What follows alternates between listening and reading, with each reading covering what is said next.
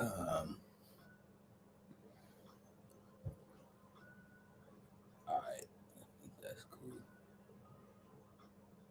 I think that's cool. That's good. That's straight. Yeah, we are doing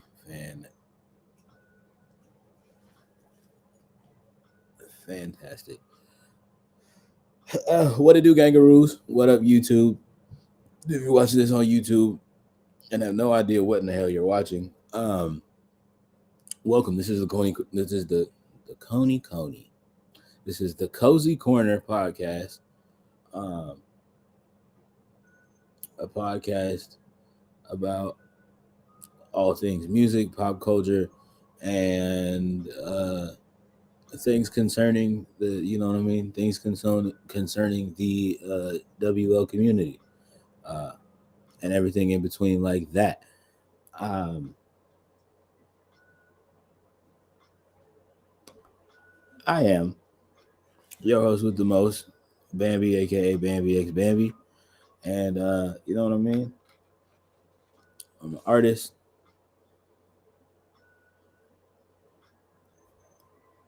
I'm an artist, uh, content creator. I had to think of the word. Artist, content creator, um,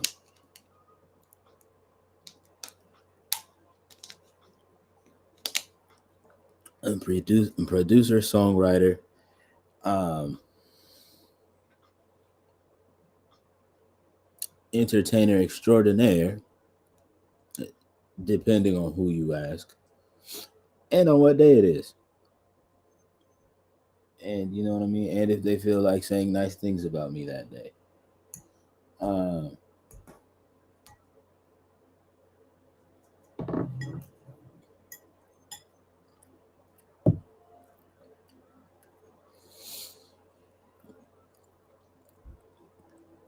and do not be afraid to leave a like on that YouTube video.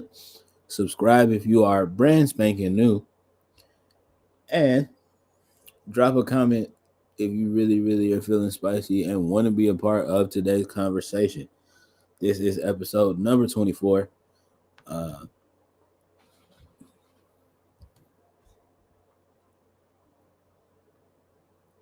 you know what I mean? Once again, shout out to the legendary Kobe Bean Bryant. Um, you know what I mean? Another jersey number that he wore during his career. With all of that being said, let us get into the show.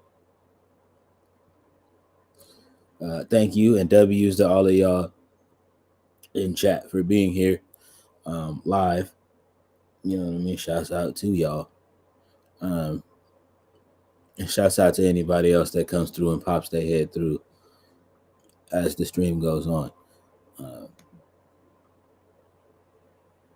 for those of y'all that are on the YouTube side, we are streaming this also live on twitch.tv/BVMB1 underscore 47. And come over to the streams and come check out what else we do um, on a regular McDegular basis when we are not streaming on here. Um, and if Twitch really ain't your vibe, I also do go live on Kick when it works at kick.com slash BVMB1 underscore 47. With all that being said, let's get into the choice announcements, shall we? Uh,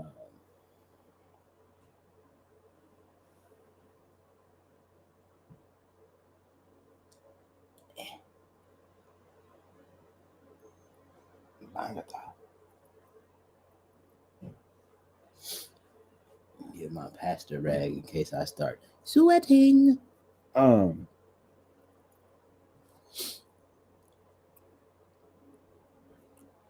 First things first, church announcements. Um, this is last, but I'm gonna start with that one first. Shouts out to all of the moms out there. Um, You know what I mean? Shout out to all of the moms out there. Hope you guys had an amazing Mother's Day. Um, so happy late Mother's Day to all of y'all. And I trust that y'all's days were made, um,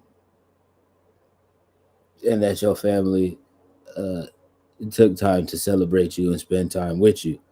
Um, the Time Sand single is out right now.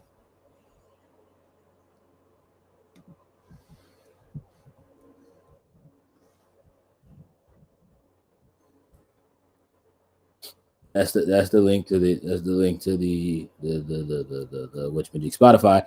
Um, Stream the single. We have a single that just came out called Time Sand. Also, do not forget to also go back and listen to the Dark Side Diaries EP. That is the latest project that we have put out. Continue to run the numbers up on that and show love and stream on that. Also, if you are not doing anything else, uh,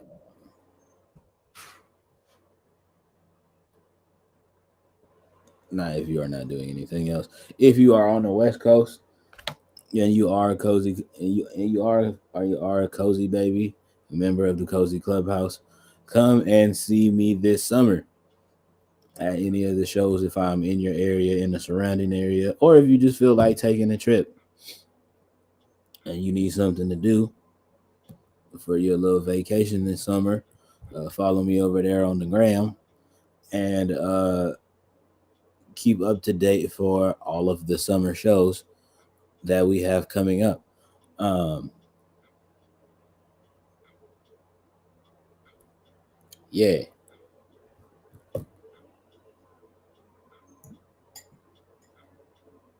Also, this isn't that exciting, but this is what we grubbing on. It's a meatless Monday, so that's a mushroom.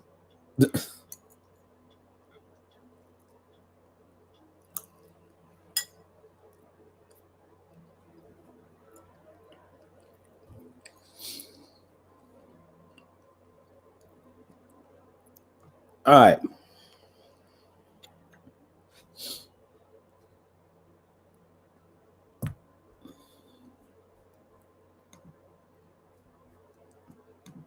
all right. Let's get into the cozy sports, shall we?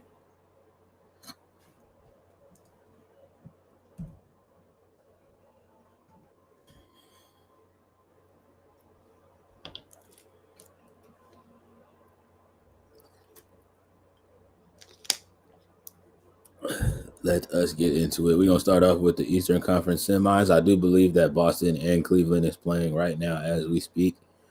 Um,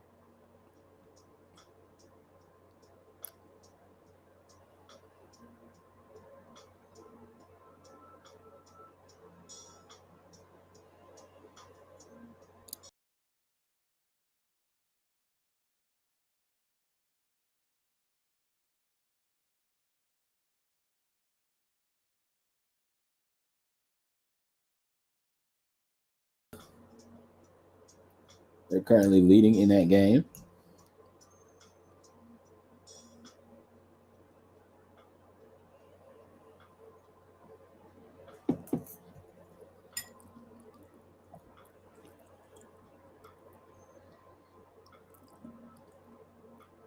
They're currently leading in that game, and I also do believe leading in the series.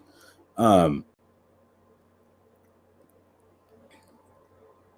if I am not mistaken. Um, just quick thoughts on that. Um, Celtics looking like they're gonna prove me right and get the job done. Um, so let's see if they can make that happen. Um, you know what I mean. Then right after that, the Thunder and the Maverick face off. Um,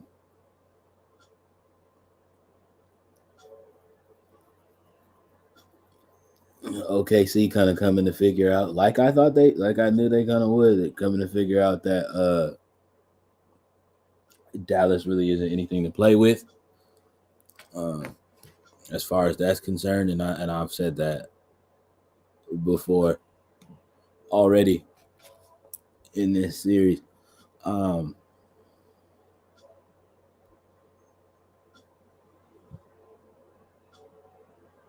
well, I'll get more into that later because we're gonna talk about the Eastern Conference right now.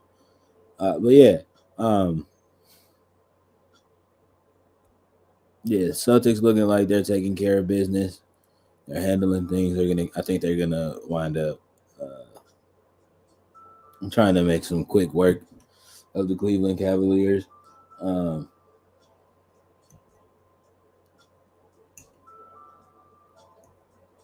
the Cleveland Cavaliers are an okay team, but they just can't. They just can't keep living and dying by Donovan Mitchell and friends. Like he's gonna need some help. He's gonna need some help, even if he intends on like staying there, which I don't think is the case. I think he's probably gonna want to bounce. Um, Unless I'm mistaken, I believe this is a contract year for Donovan Mitchell, so he might wind up making moves and leaving in the offseason. Um, if that is the case. Um, Now, the series that's actually more impressive, and that's actually a series that is actually a lot more that I want to talk about. The Indiana Pacers and the New York Knicks series right now is tied um, at 2 games a pop. Um, the Pacers right now really showing and proving to everybody that they got that dog in them, and that they're meant to be in this playoffs. And the New York Knicks also showing that they are not no hope, that they not about to just you know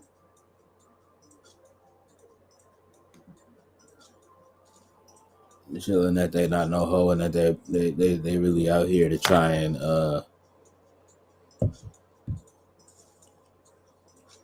get some things done as far as that's concerned. Also, like I was saying earlier, uh, now moving on to the Western Conference, like I was talking about a little bit earlier. Excuse me. Yeah, that young Oklahoma City Thunder team coming to realize that you know what I mean. You're going up against a very very good Dallas Mavericks team. Um,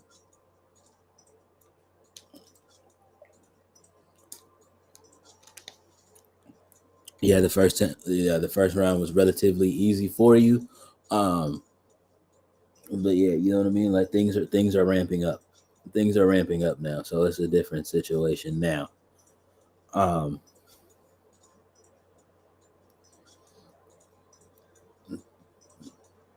Things are ramping up right now, and the Mavericks just got out of a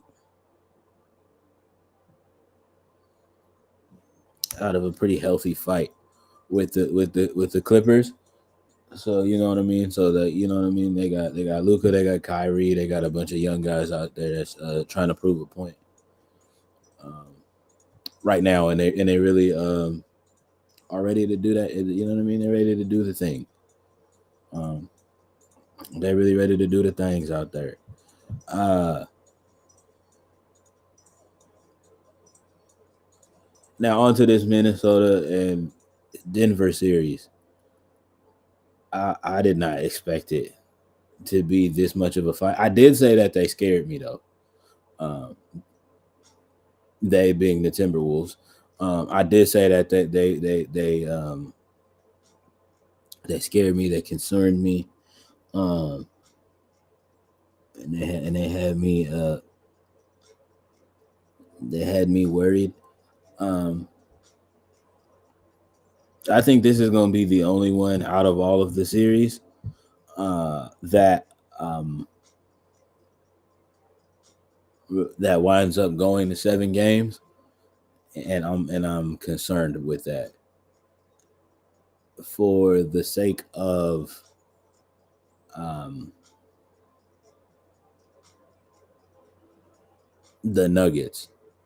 Like, you know what I mean? For the sake of the defending champs, I think that's gonna. I think that's gonna. I don't think Minnesota winds up pulling it out and pulling it off. Um, but if they can push Denver to 7 in the semis, I think that that's gonna wind up. Um,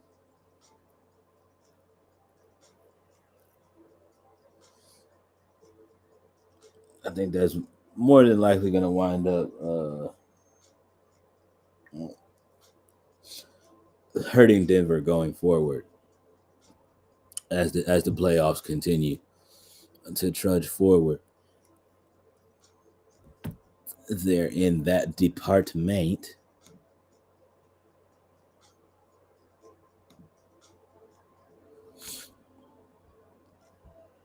Hello, Miss Lady J. Welcome in. Welcome in. Welcome in. Welcome in. Next things on the docket as far as sports. Um, I'm sure y'all have seen this all on Instagram and Twitter by now, but we're still gonna talk about it. Shout blah words. Words are horrible. Congratulations to Candace Parker for being named the president of the Adidas women's department. Um, the Adidas women's basketball department. I think that that is a huge look. Um, First of all, for her, it's also a W look for the company for also bringing in a bringing in a black woman who knows her stuff about the game. Um, and is about the same mission that all of us that watch the WNBA are all about, which is about elevating the game. You know what I mean? Elevating the game for the ladies, um, and bringing more light and notoriety to it. Yes, yes. So I think that that's a great look for all parties involved. I think that that's an excellent situation for all parties involved, and I really, really like that a lot. Um, Not just for Candace Parker, but I really, really also love that for Adidas as well. Um,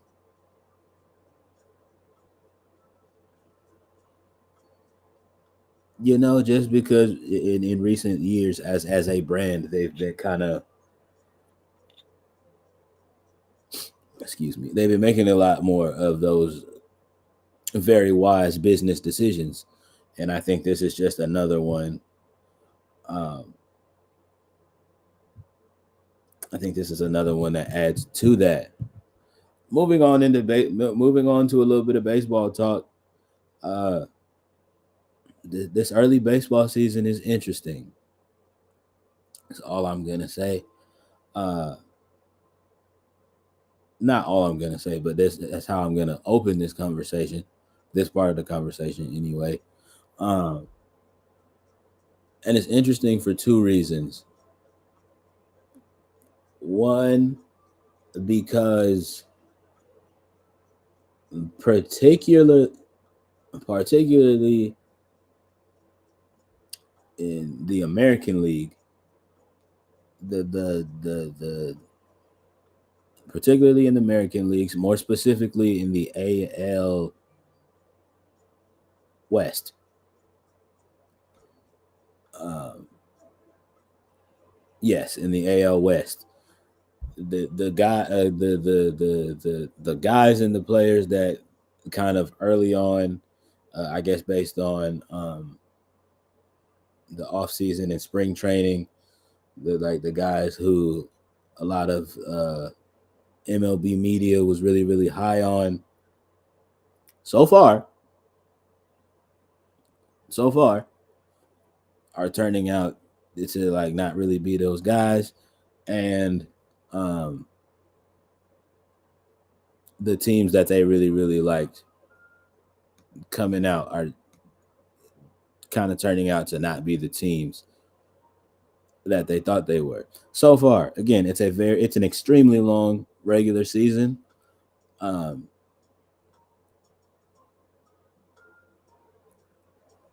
so time shall tell.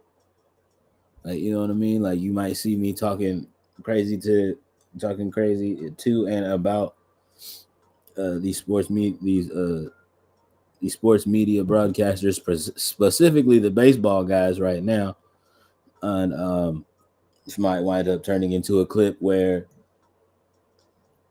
I wind up looking like the guy who turns out to not know what he was talking about. Um,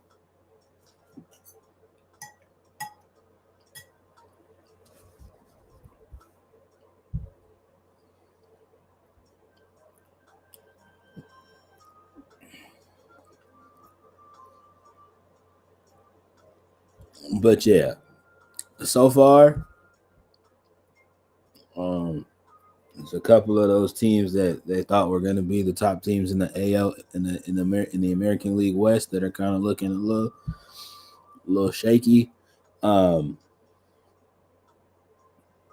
in the AL East, they're looking like those guys are looking to be who everybody thought they would be. Um,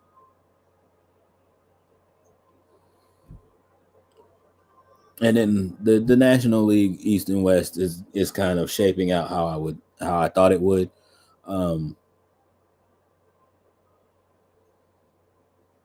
although I will say one team in particular in the NL East that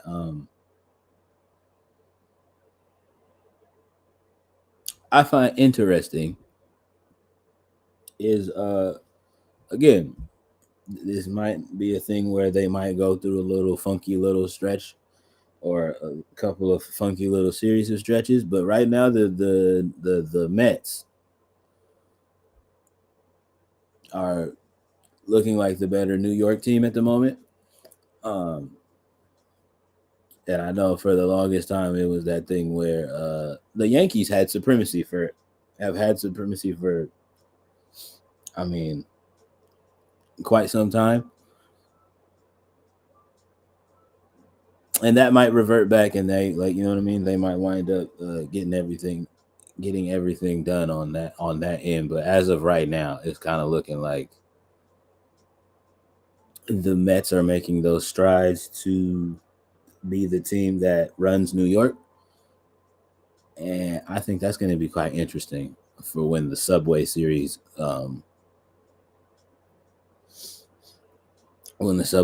goes down, um, and things like that.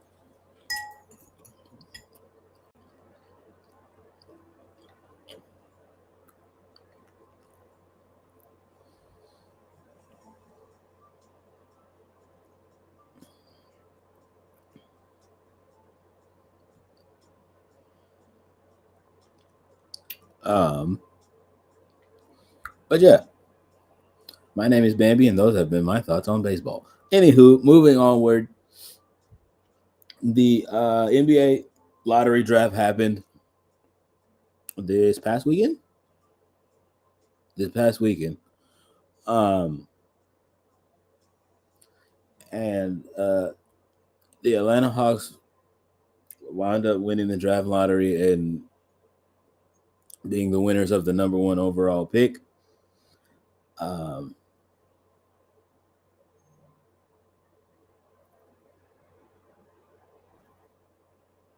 all right, NBA fans, now we got to have a real conversation. If you're the Atlanta Hawks, you have the number one overall pick. Do you, because of the fact of who this young man's father is, and you know the stipulations that come with that, do you take, if you're the owner, chat and commenters, if you're the owner of the Atlanta Hawks, do you take Bronny James first?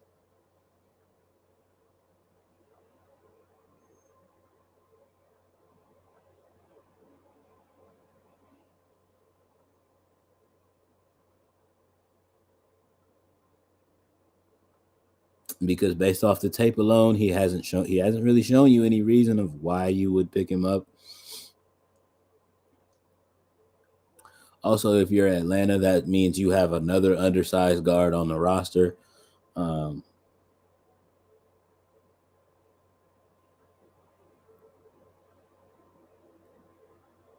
Because you already have Trae Young. DeJounte Murray's not that tall. So, you know what I mean?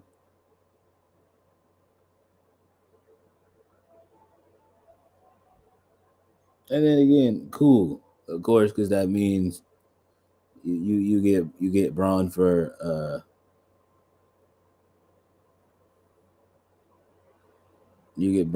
a season. Um,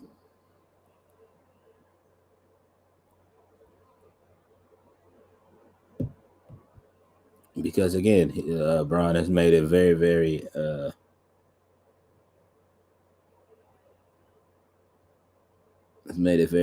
open and obvious that he wants to play his last season in the league with his son. Do you do it?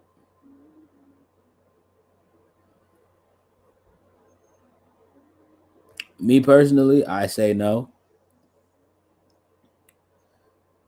because of the fact that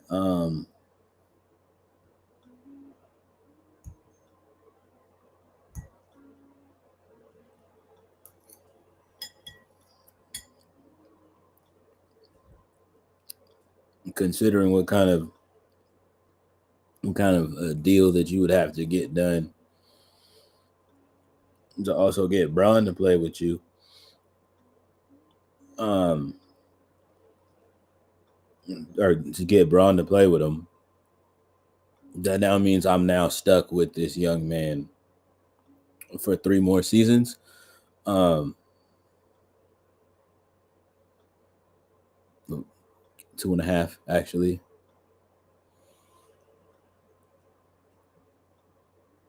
Because that third year would be his contract year. So you could let him do some things and then make sure that he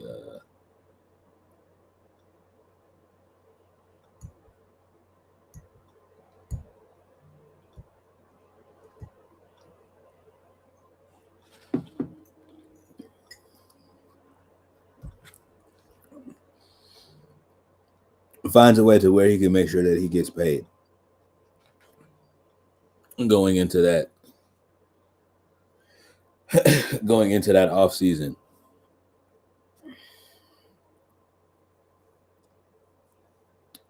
Yeah, going into that off season. I don't see it as being worth it.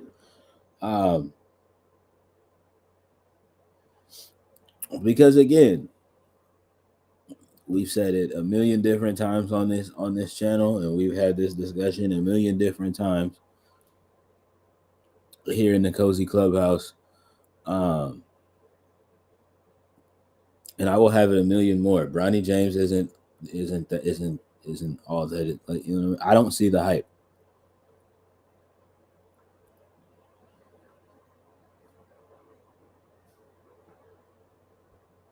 Cool. He's 6'1" and super athletic. What else? He's LeBron James' son. Okay.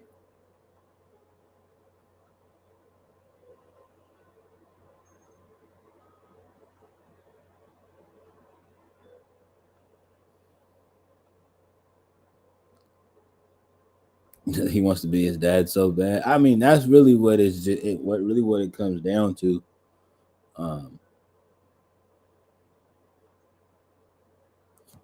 Essentially, is with the point that I'm getting at. It's like, I don't. And then this thing with like NBA Combine media, like, you guys got to relax. This boy's measurables from the NBA Combine are going viral on Twitter.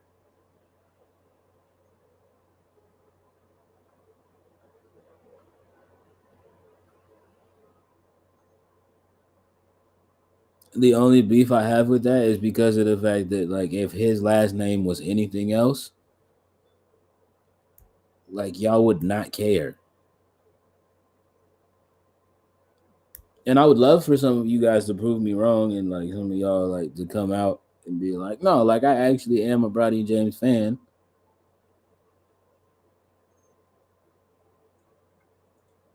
And if you individuals are out there, I would love for you to come forward so that we could have an actual conversation. And I would just like to chop it up. I'm not going to judge you or down you for being a fan of this young man. I just want to know what it is that you see that makes you be like, yep, him. I believe in that guy. I'm going to root for that guy. Outside of the fact of who his daddy is. Like, because if it's that thing of where it's just like, oh, I'm really just a fan of his dad. It's like, okay, well then be a fan of his dad. Don't don't make that a thing of where like you feel the need to be a fan of him by proxy. Like, no, don't do that.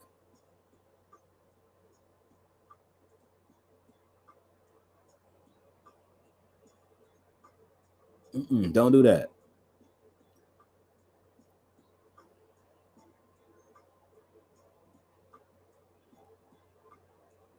It's that thing for me, right? Case in point. Since we're just gonna like let's just flip this and bring this to the light, yeah, and like make it a thing, right?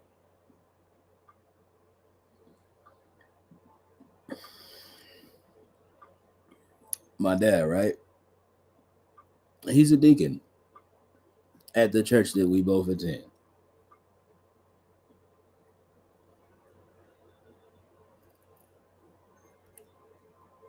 Nobody at that church has ever walked up to me on any Sunday morning, and has been like,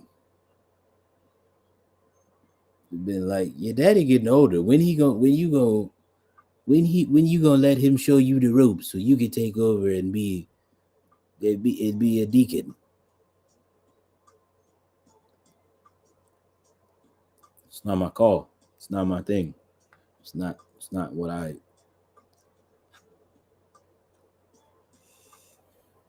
that's not the auxiliary and the operation in which I want to serve in the church.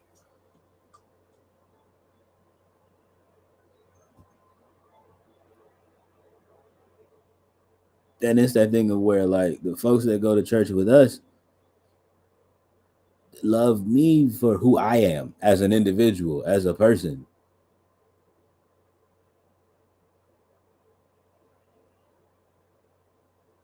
They love my daddy for different reasons. But it's not this thing that y'all like to do. Uh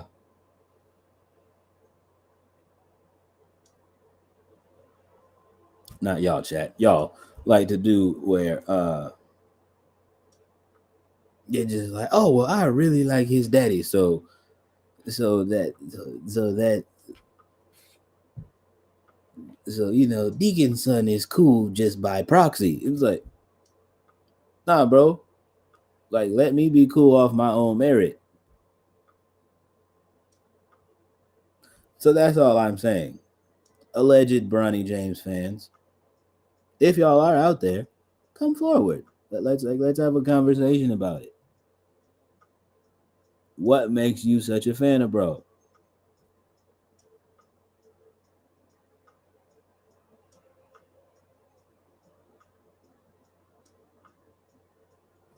Yes, he's an athletically gifted young man.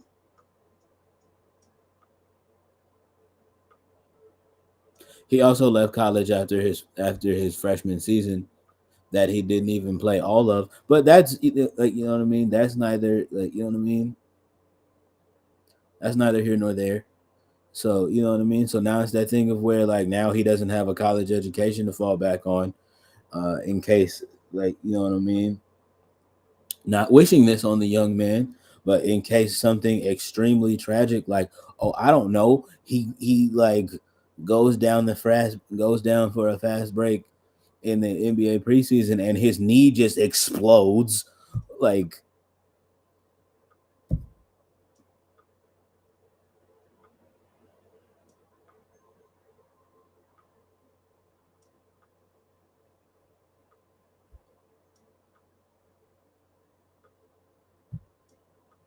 so now what?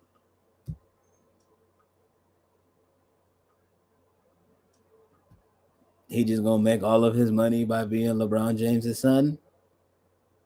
How long is that gonna last before all of y'all be like, we don't care. What else can you do?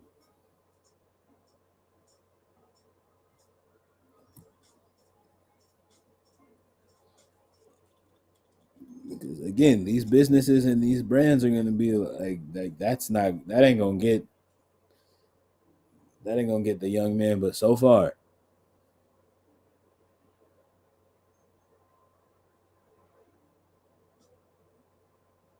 that's all I'm saying.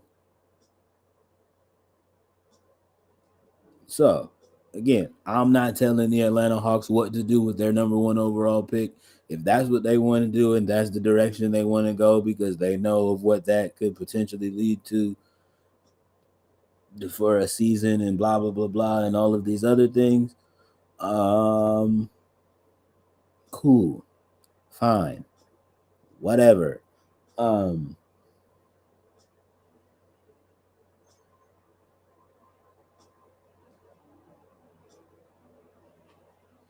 Personally speaking, I wouldn't do it. In all honesty, I don't think Atlanta does it. Why, some of you sports fans may ask? Because there's actually young men that have entered this draft that have entered this 2024 draft class that are actually talented prospects and are actually like good ball players and like will actually like help actually contribute something to your franchise other than just being LeBron James' son. No disrespect, but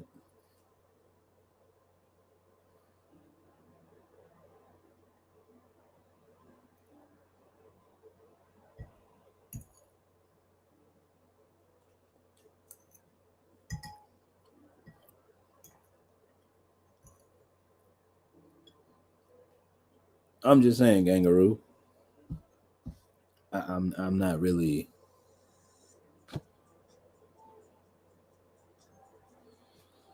And again, NBA media folks, y'all are so excited about him. I don't think we're watching the same. I don't think we're watching the tape the same. Um, I don't think we're watching the same tape. What tape did you see that has you so excited? Because respectfully, with love,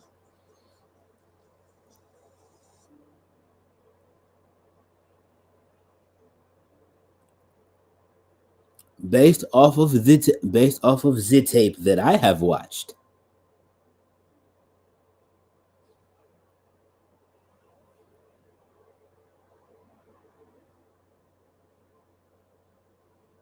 am I wrong in that, Miss Lady J? You can tell me else. You could also tell me in the comment section on YouTube if I'm wrong for that. I don't feel like I just I don't see it. I'm sorry. I don't see it. I don't see it. I don't get it. I don't understand it.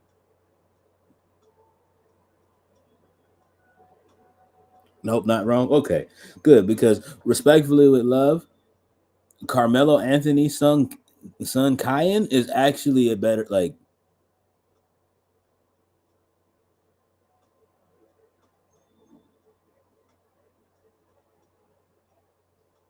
We have some other like, you know what I mean, like sons of former NBA superstars that are coming down the pipeline that are actually like,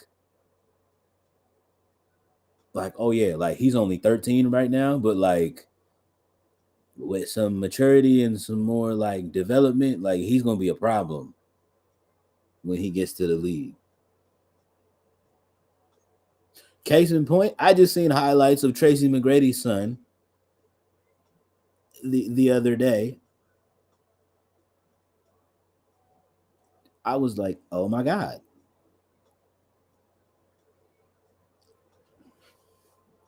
Like he's young. He's about what? Like he's got to be like at least like what? Like middle school age right now.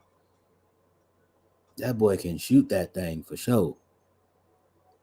Um,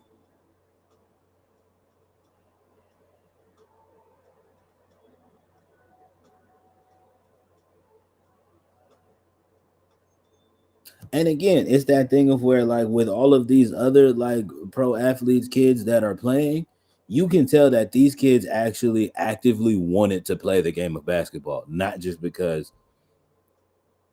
oh well my dad's the best player in the NBA, so I might as well cause that'd be cool cause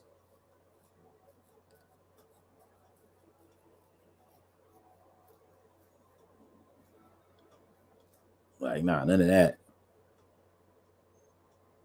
Kenyon Martin Jr., who's in the league right now, said that in his pre-draft interview. He's like, all right, let's just get this out the way right now. My dad didn't have anything or any like you know what I mean. Didn't have anything to do with my decision to first want to play NBA basketball.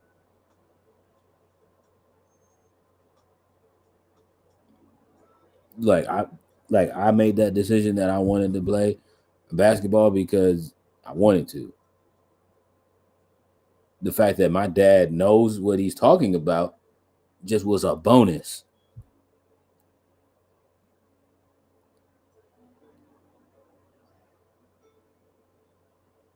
And Kenyon Martin has said in multiple interviews, KJ had to prove that he really wanted to play first did any kind of before he made any type of decision to get involved.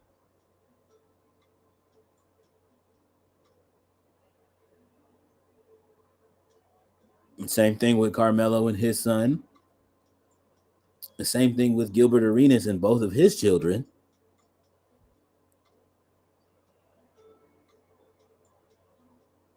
It's just personally that thing of where personally for me, it just when it comes to Bronny James, the decision to want to do it because of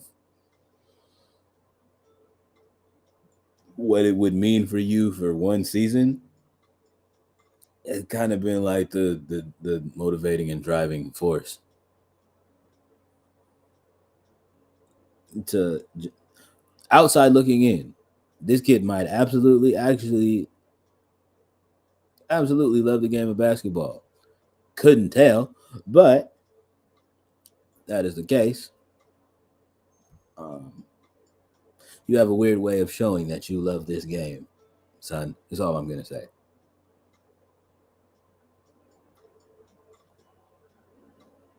It's a little weird. Is all. That's it. That's it. I don't mean no disrespect by it. Just it's a little iffy. It's a little iffy. Um, on the coaching carousel front, as we all know, after being swept in the first round of the Western Conference playoffs, the Phoenix Suns fired Frank Vogel, um, and now they have gone out and brought in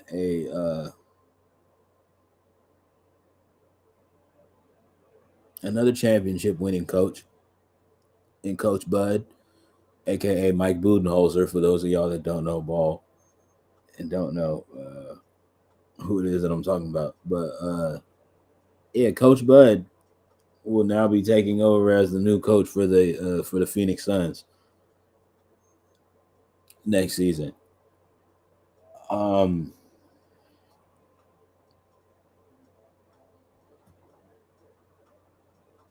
Chad, I'm gonna be honest with you. I don't like this decision. Um,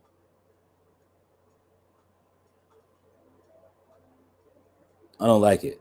I don't like what's going on in Phoenix right now. I don't like it. They're ring chasing.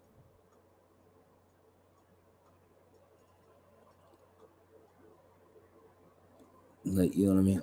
They're absolutely just ring chasing. They're just like, oh yeah, front load the starting lineup. Um,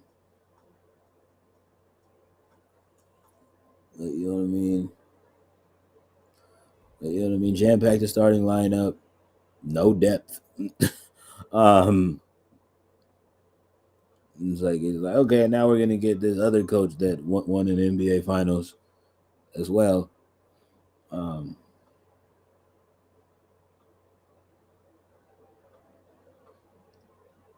it's like yeah, so that thing you did in Milwaukee, come over here and do that in Phoenix.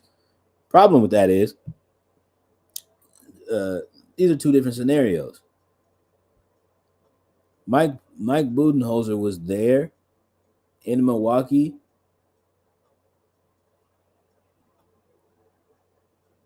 as Giannis was you know what I mean? Granted, yes, Mike Budenholzer took over after whatever happened with the decision for Jason Kidd to leave. Oh, that scandal happened. So yeah, granted granted the reason why Mike Budenholzer took over that job in Milwaukee was under different and, for all intents and purposes, awkward circumstances.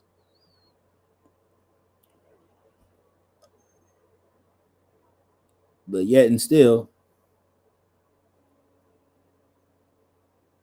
he was also there along the process he was still there along the process for a lot of Giannis Antetokounmpo's development as a player.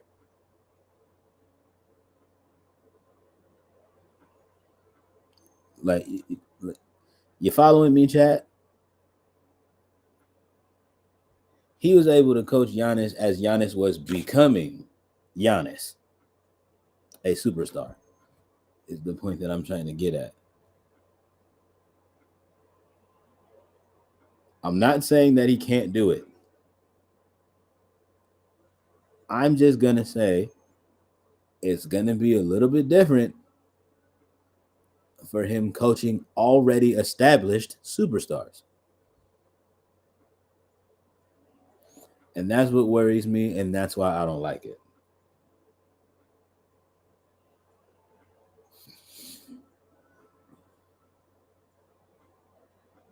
Because now he's gonna have to come in and he's gonna have to take over a team where Devin Booker, Bradley Beal, and Kevin Durant all are who they are already. Like nobody's a bubbling, like nobody's like a developing, evolving stuff, like evolving into type situation. Like none of that is happening in Phoenix. Like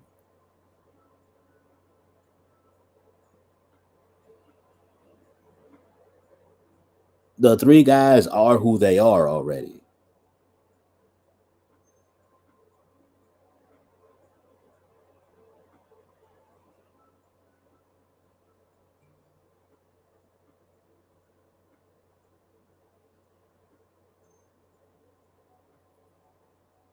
And not to be funny, but just to like keep it all the way a buck, one of your guys, Bradley Beal, is literally like a wrong step or another slip away from taking another trip to the ICU. Like,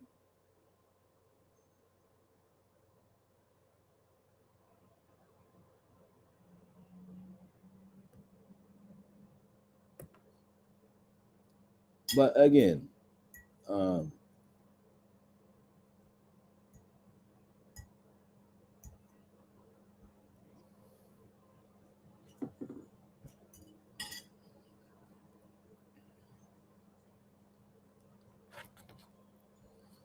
it's always been that thing for me, chat. I just personally, what worries me about these kind of teams that like do this kind of thing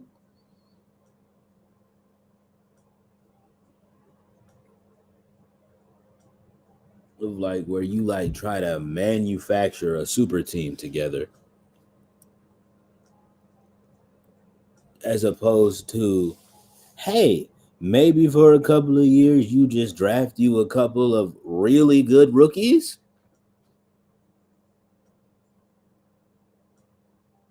get a really good coaching staff in place, and let's just see what happens. Not on no Brett Brown trust the process foolishness, because that was dumb. That was dumb. You literally just told the organization, hey, everybody in Philly's just gonna have to be okay with being a really, really bad team for a while before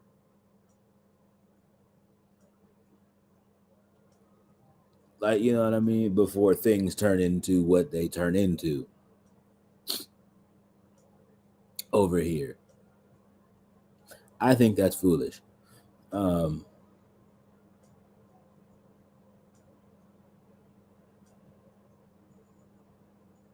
because I think tanking is just a terrible gamble that you can't account for.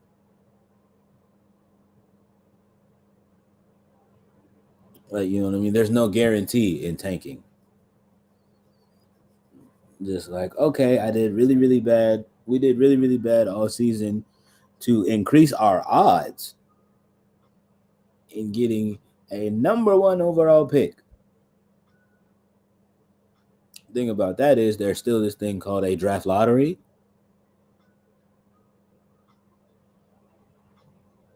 So you just increase your odds, but you could still just as much as like you can like jump spots, you can also fall. Ask the Chicago Bulls about that. Too soon? Too soon? No offense to any of you Bulls fans out there. I know I have a lot of East Coast. I know I get a lot of East Coast love, and I promise you, it's always love back. But my Chi-Town folks, like y'all know what it is. Y'all know what it is. It hasn't been good over there since like what 2011.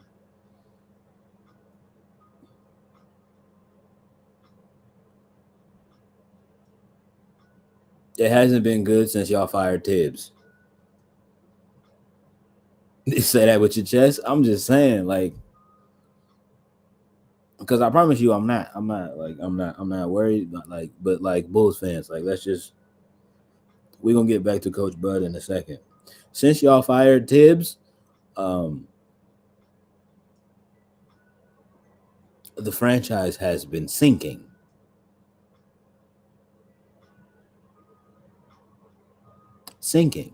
actively sinking.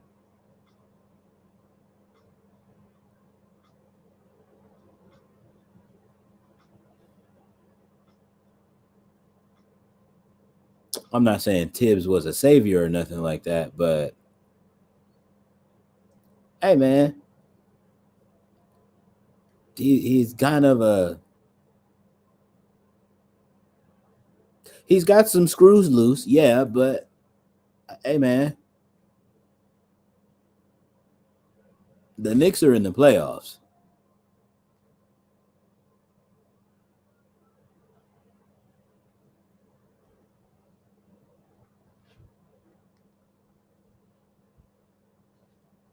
The Knicks are back to being a relevant NBA team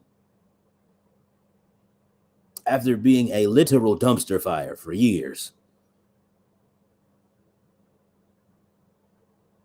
I'm not saying this man is like a. I'm not saying this man Tibbs is like a genius or nothing, because again, I know a lot of you Bulls fans beef with Tibbs is, oh, if he would have just pulled Derrick Rose, like Derrick Rose would have never like hurt his knee, blah blah blah blah, all of these other things. Yes, I agree with you. I understand your pain. I get that.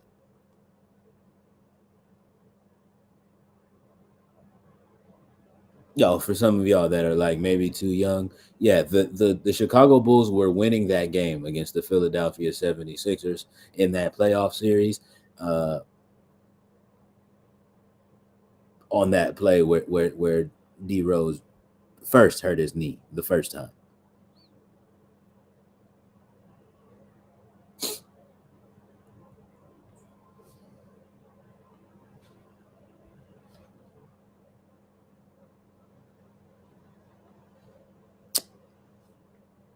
So you know, there's that. Do with that information what you will. Um,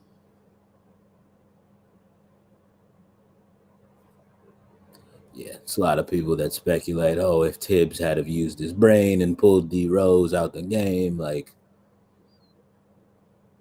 what could have been and blah blah blah blah. The thing about that is you're using revisionist history. We don't know if that's true.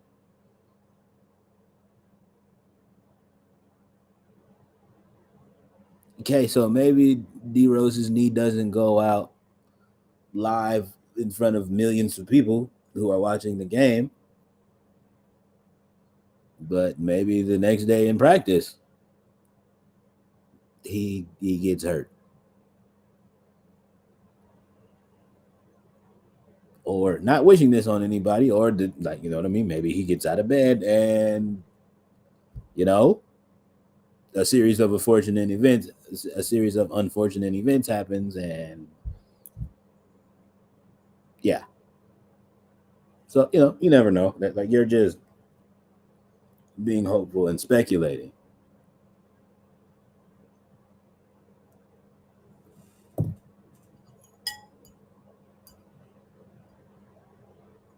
Because again, for all my cozy babies that were a little too young during that time period of life, D Rose was like uh,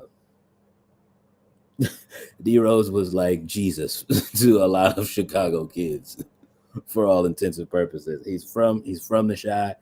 Um, he's from the Chi. He went to go play in Memphis. Um, like, you know what I mean?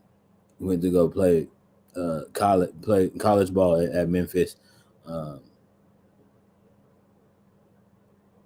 and the Chicago Bulls drafted him. So it's kind of like just a storybook situation.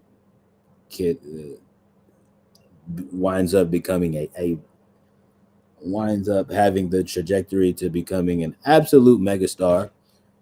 The unfortunate thing is of well, uh, he hurts his knee, um, and he has not been the same since. Um, I will say though, in recent years, he has looked relatively, relatively speaking, pretty solid. Uh, Relatively speaking, of course, but you know, uh, outside of that, yeah, man, just again, just saying.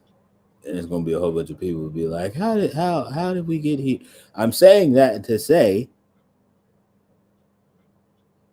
getting back to the point about Coach Bud and this pick for Phoenix, the Phoenix Suns picking him to be their next coach, to you know what I mean, their next successor after firing Frank Vogel. Um,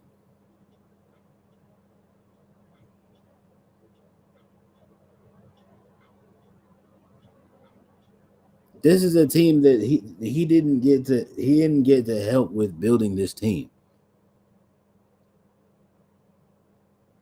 He's just being given keys to an operation that has already kind of been put in place. Um,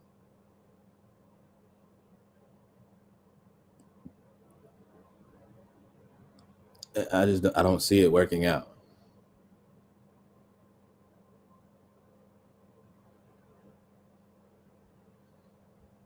Anybody named Frank is a bad choice. Just ask all Indiana teams. I mean,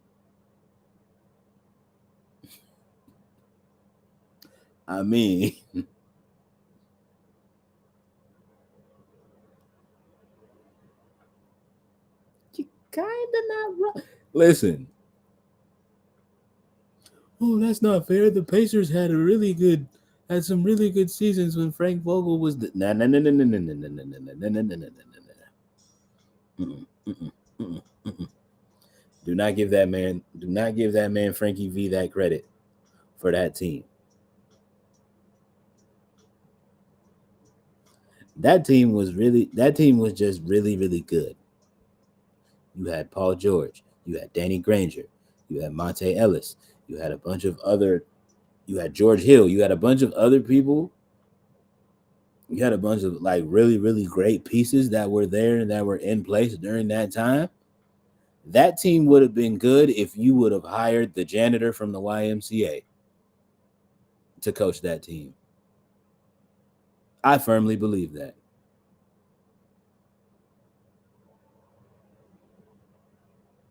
I firmly believe that. Well, actually, I disagree. That's fine.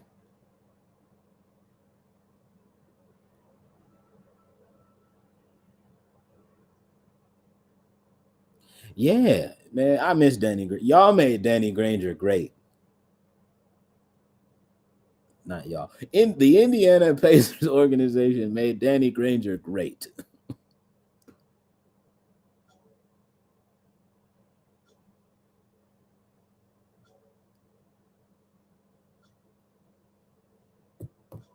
Because before that, he was just a random guy that played on a bunch of different teams.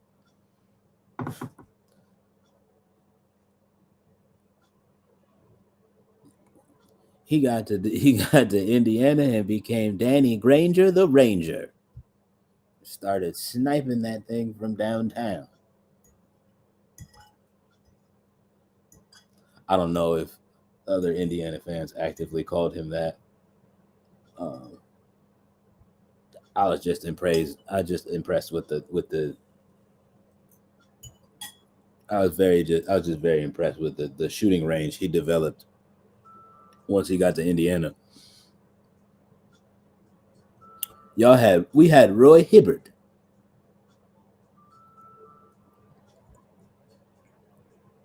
I'm not aware of that, but I like it. Yeah, again, I don't think that was a thing that like became like really popular. I think it was like I heard like maybe like one or two analysts call him that, and I don't think it was a thing that like stuck. I don't think it was a nickname that like stuck.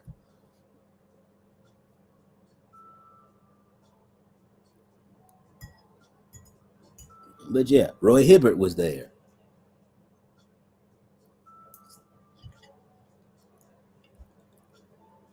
Shout out to Big Hib, man. So like you know what I mean? It was a lot of solid pieces there at the time. So what we're not gonna do is give Frank Vogel the credit. Like he just was like, oh yeah, I just put this team together and they just turned nah nah nah nah nah nah nah nah nah nah nah nah nah nah nah nah nah nah.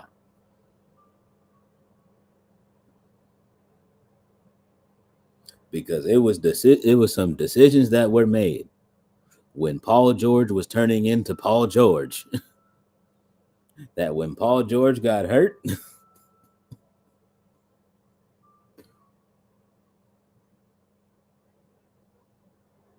like you know what I mean. This is what I'm talking about when Paul George becomes the guy. Like you know what I mean. Where like when Paul George like actively takes over and takes the keys and like is like pulls a Captain Phillips and is like, "Hey, I'm the superstar now." That's the time period I'm talking about. I'm talking the time period where he was the Paul George where he was yamming on Birdman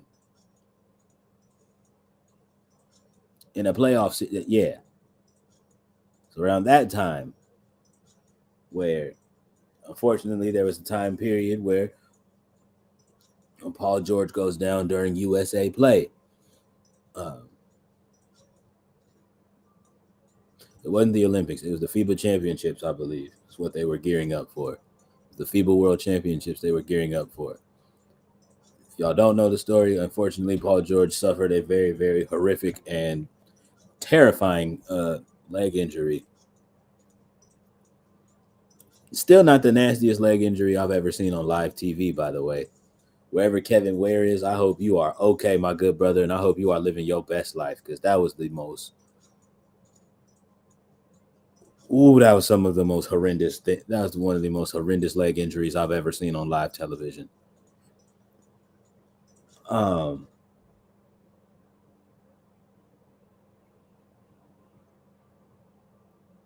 and CBS still owe still owe that man's family some money.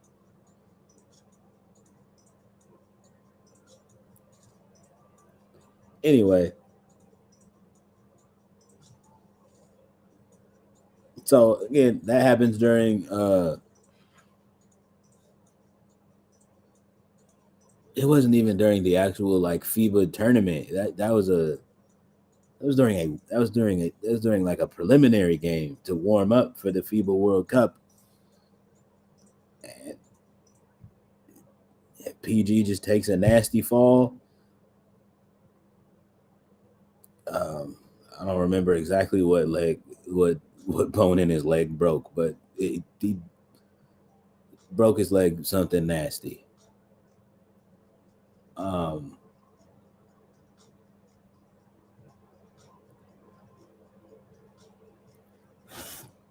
Unfortunately, he had to miss the rest of FIBA play. And surgery caused him to, like, you know what I mean, due to his surgery caused him to miss the first half of the NBA regular season that year as well. Frank Vogel, you could actively tell, and I knew then that was his kind of coaching style, where it's just like, oh yeah, we're just gonna live and die by whoever our best player is. I knew it then, because when his best player was not there, he was literally just like, well, um, you know, guys, I just do stuff. just do stuff. Figure it out. I don't know. Do stuff. Figure it out, and try to win games till Paul George gets back. I don't know what to do. Our whole offense runs through this man.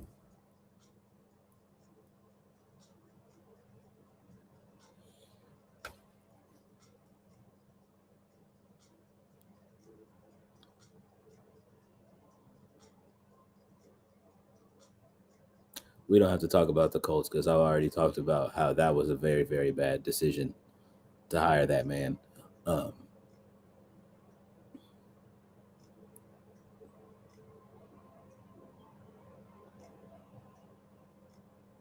but yes, me as a recent Indiana sports fan, I,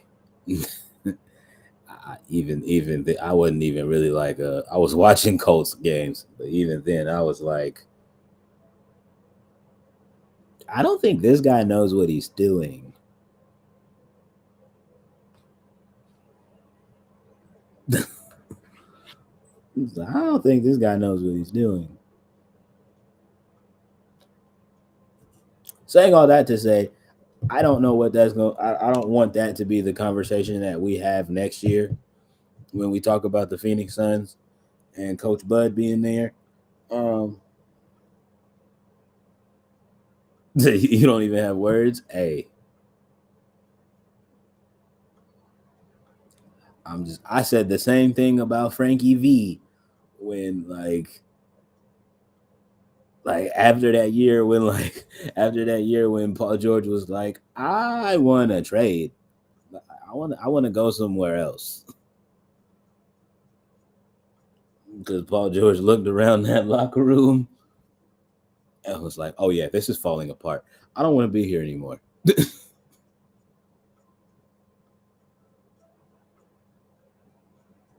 Yeah, I figured it out then. I was like, I don't think I don't think he knows what he's doing either.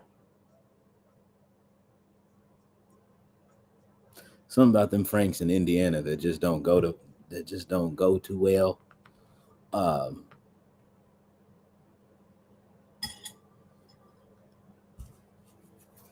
and again, yes, to all of the fans is like, well, that's not fair because he won an NBA Finals championship in 2020. I mean, first of all, 2020 was a weird year. Um,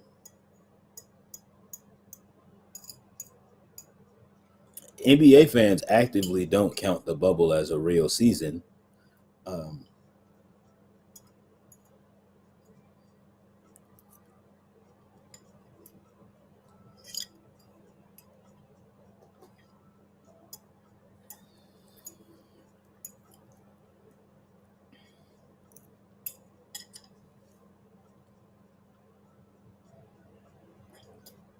which I don't blame you for because it just like,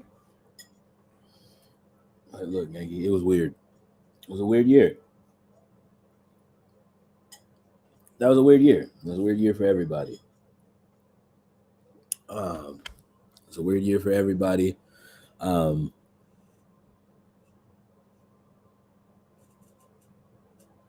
and also, I again, I'm gonna need you to stop giving that man so much credit. That was a team where he was coaching LeBron James, Anthony Davis,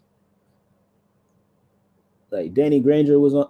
Not Danny Granger. Danny Green was on that team. It was that was a, for all intents and purposes, like everybody was making jokes about how old the Lakers team was this year. No, that 2020 team was old. Them boys was old. Dwight Howard was on that team. Nah, fam. Like that was a pretty old squad.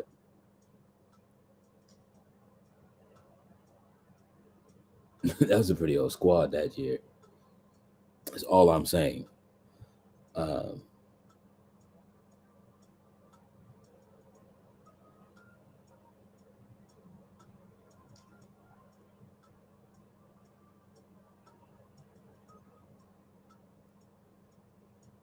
and then it's like that thing where it's just like, okay. And then I promise we're gonna move on. But again, for those of y'all making that argument, oh well, he won them the championship. He coached them to a championship in 2020. Cool. Funny thing about that is the 2021 team, the 2021 Lakers team, was arguably, some people won't agree, but arguably much better. You had Russell Westbrook, Anthony Davis, LeBron James in your starting lineup. Carmelo Anthony is coming off the bench after having two of the greatest seasons that a veteran of his caliber could be having in Portland.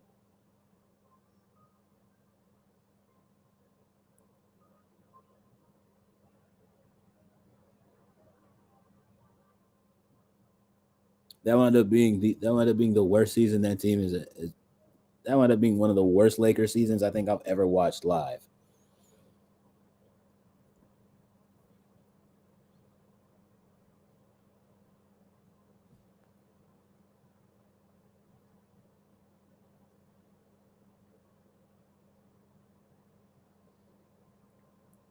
That's all I'm saying there on that.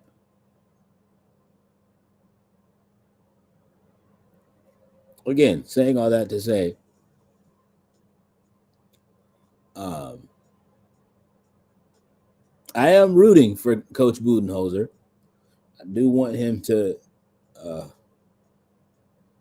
I don't know how, but I do hope that he turns that season around. That turns next season around for the Phoenix Suns. Again, I don't know how. Um, I don't know how. He has no bench, chat.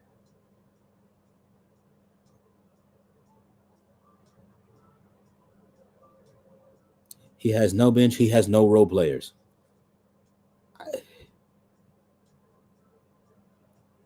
If Kevin Durant, Devin Booker, and Bradley Beal don't all actively score 20 or 30 every night, Phoenix don't win those games. Them boys need help. They need help and they need depth.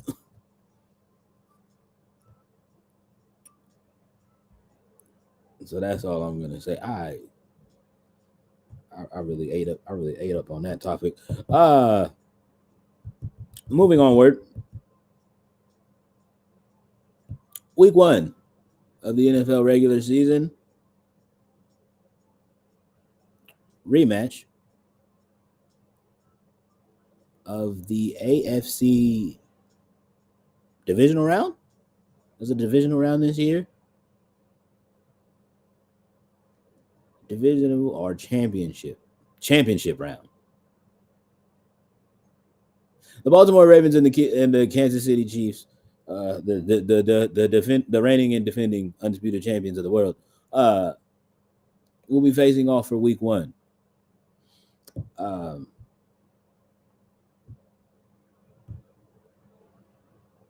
I'm just gonna come out and say this right now. First of all, shout out to Lamar Jackson for getting yourself paid this offseason. I said that when it happened. Congratulations, and I'm glad that you got that done. I'm gonna double down on that. Congratulations on getting paid and getting that situation figured out.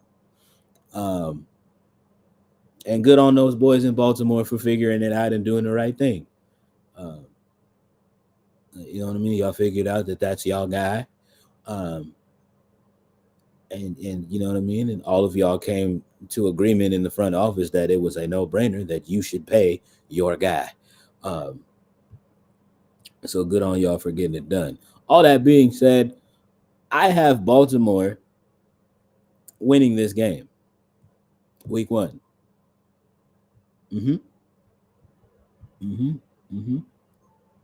Baltimore got a point to prove. Baltimore has a point to prove because they were right there. They were right there.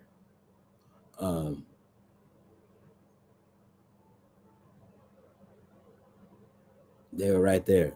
It's a series of unfortunate events they ran into.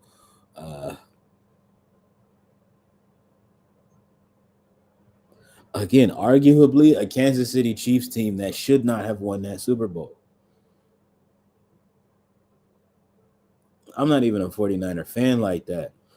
I mean, I'm somewhat of a fan because, well, West Coast, and I live on the West Coast. But like, other than that, like, it's not really like a deep like thing for me.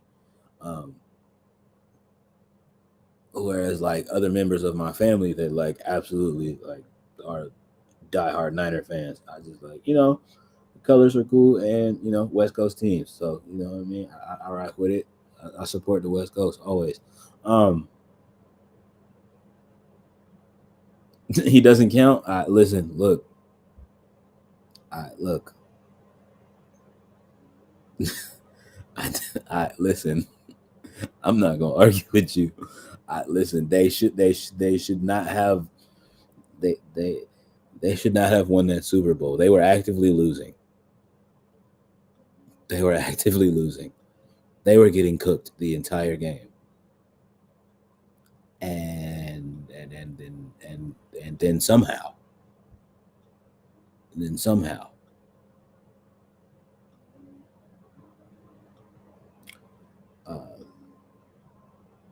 And then somehow.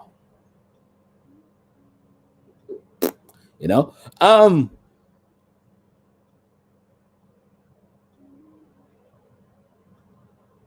Yeah.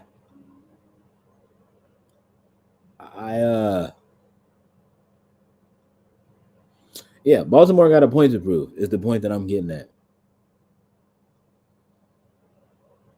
Baltimore got a point to prove this upcoming season.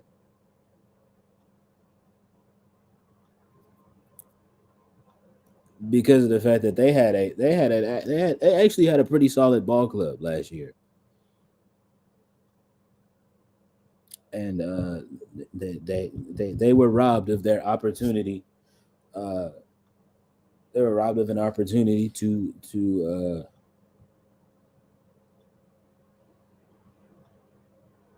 establish themselves in greatness. You know what I mean? To etch their names in greatness.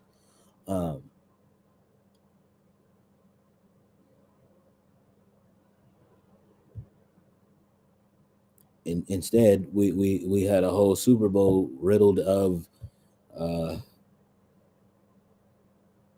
riddled with a bunch of Swifties who have never watched a game of football before in their entire lives, um, tweeting about a game they actively don't give a damn about, uh, because their favorite singer's boyfriend was playing.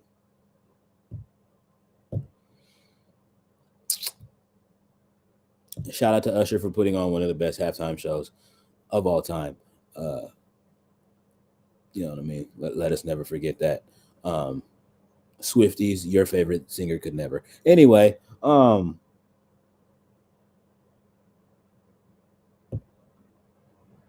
yeah, chat. I got Baltimore winning week 1, and I know that they will also actively see the Kansas City Chiefs again. Um,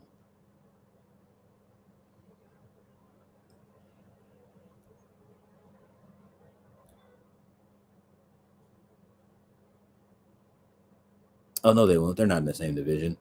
Um, but if everything goes how I think it's gonna go, they might see each other again in the postseason. Um, and I personally don't think the same thing happens twice. And if the same thing happens, and if the same thing does wind up happening twice, NFL, I'm looking at you, and y'all will need to be investigated, because y'all will need to be investigated for agenda pushing at that point, because they ain't no way. Ain't no way. Just ain't no way. Um,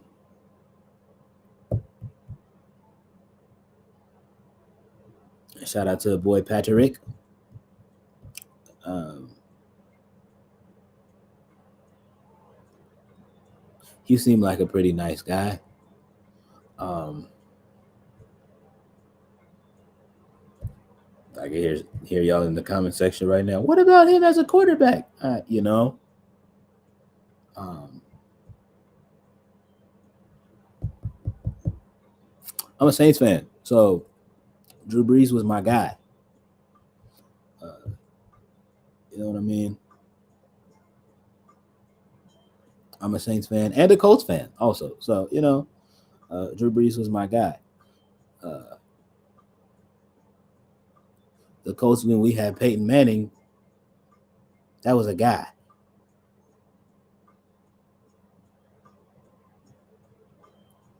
You know what I mean? It was something about like those kind of quarterbacks, chat.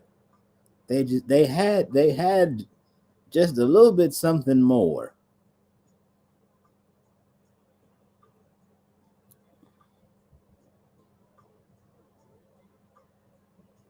Our most valuable mod, Miss Lady J, thinks that Patrick Mahomes doesn't count. Um, I'm gonna let you guys. I'm gonna let you guys try to use your deductive reasoning and wonder why she says that, and wonder what she means by that. Um, we'll see whose deductive reasoning skill. Like we'll see who's got the skills to break all of that down. But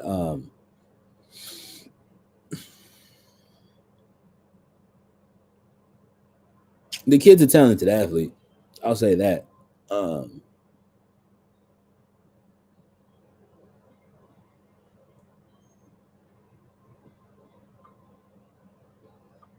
do I think he's Do I think he's one of the greatest quarterbacks ever? No, because I've seen Tom Brady play. So,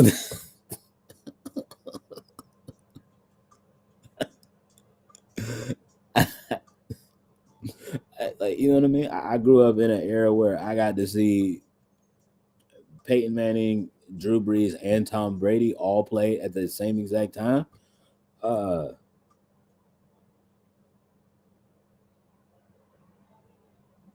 so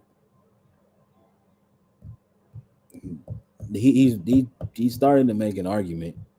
Um,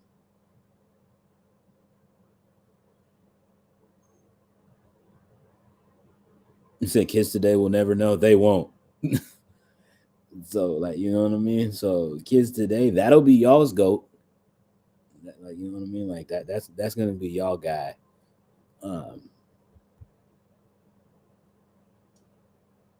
like, you know what I mean. Like that'll wind up being y'all's guy. But I can't. I just personally for me, I can't give that to him, considering the fact that I grew up watching Peyton Manning, Drew Brees, and Tom Brady.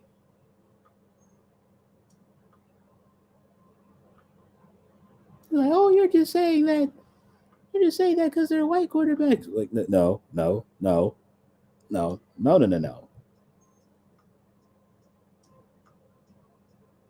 I'm saying that because they were damn good at their job. That's a difference. I'm not saying that Pat isn't good at his job. It just, for me, you know what? Let's talk about it. No, let's talk about it because, like, you know what I mean? Because I already know, like, this is where it's gonna go. So let's talk about it. Respectively speaking, how long? How long, children of today, do you think that Patrick Mahomes can keep up playing backyard football in the professional football, like in the National Football League, before he fool around and hurt himself? How much longer do you think he can actively keep that up?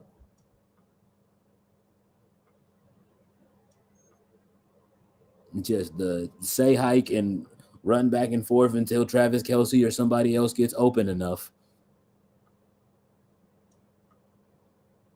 and then just fling the ball.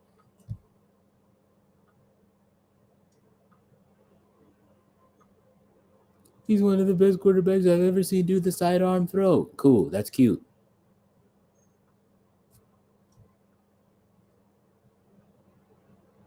One thing a lot of you Kansas City Chiefs fans will never admit, but you should, and what y'all got to admit, for real, is at the beginning of that season, y'all were struggling horrendously, horrendously struggling.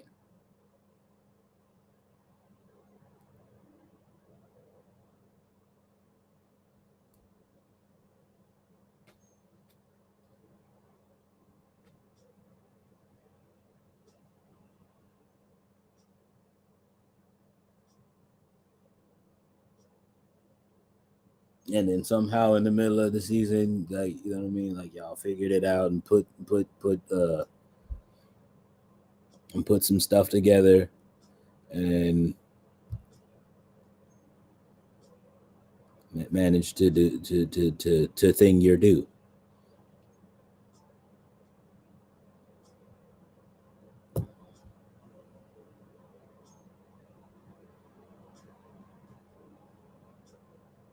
Okay, but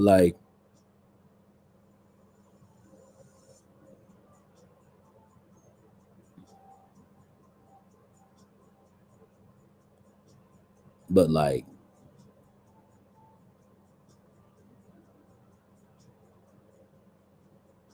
but like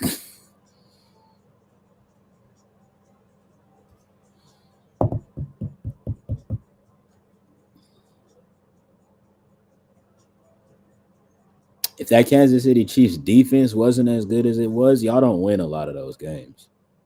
If that Kansas City Chiefs defense wasn't as good as it was, y'all don't win that Super Bowl. I said it. Everybody on that defensive side of the ball deserves a raise in Kansas City, including the defensive coordinators. All them folks deserve a raise and an extra Christmas bonus this upcoming season.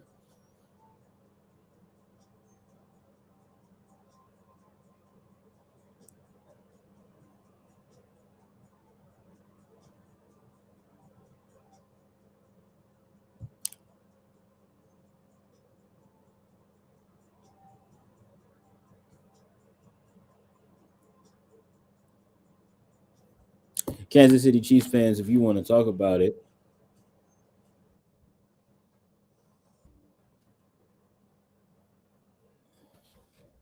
that's the Instagram.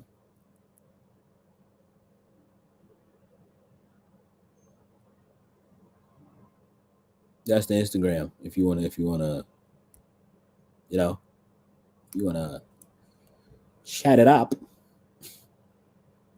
be like, you're wrong. You're wrong. It wasn't just the defense. Yeah, can't forget Andy Reid's a great coach. You're right.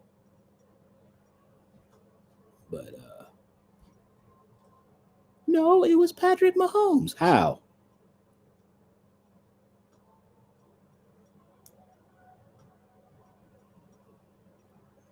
How?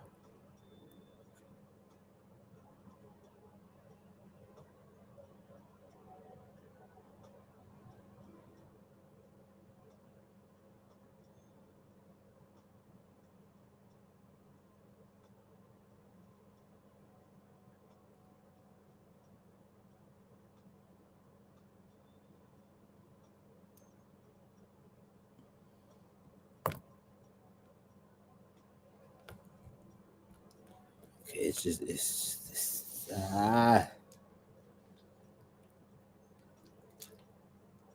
again, I'm not hating on it because it's that same thing of where again, for all of them people, I'm not hating on it. I'm just like, how long before it actively shows that this isn't gonna work? You just run around and throw.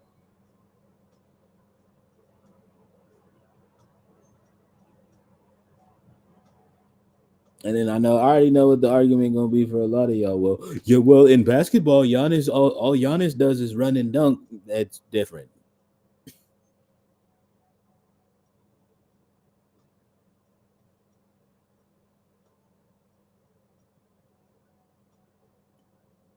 Giannis is also what, like 6'10",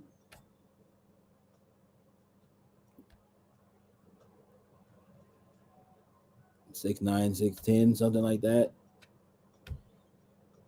His arms and his legs are like long as hell, and he's dumb athletic. So like, and it works. So like, what are we talking about?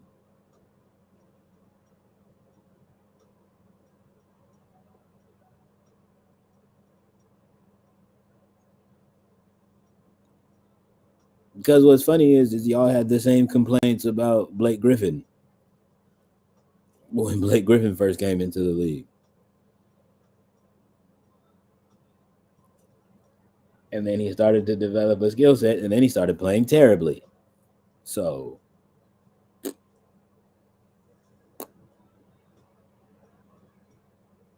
especially like in basketball, that's just a different situation.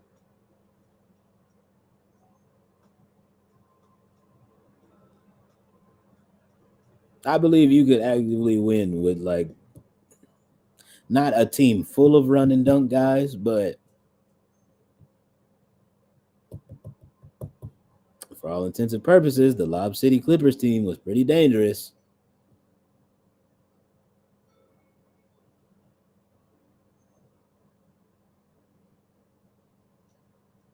And all Blake Griffin did was dunk. DeAndre Jordan was the one who had the hardest job out of the two of them in the front court. DeAndre Jordan had to also play defense. DeAndre Jordan also got blocks and defensive rebounds. Blake would get them occasionally, but for all intents and purposes,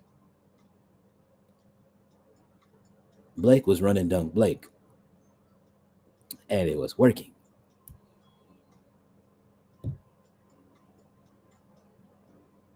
Again, also basketball is different, so before y'all even try to do that thing, like you can't compare that. Can't compare that. It's not the same thing. Um, it's not the same thing at all. Uh, anyway, wrapping that all up to say,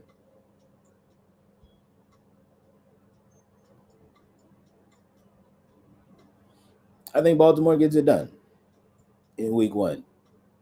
Bars. And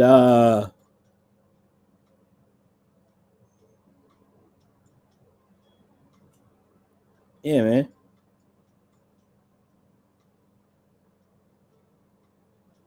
Shout out to my cozy babies over there in Baltimore. Um,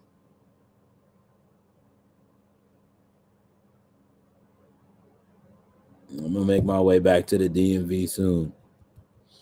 I need some more curry out chicken and mumbo sauce. I need that mumbo sauce in my life.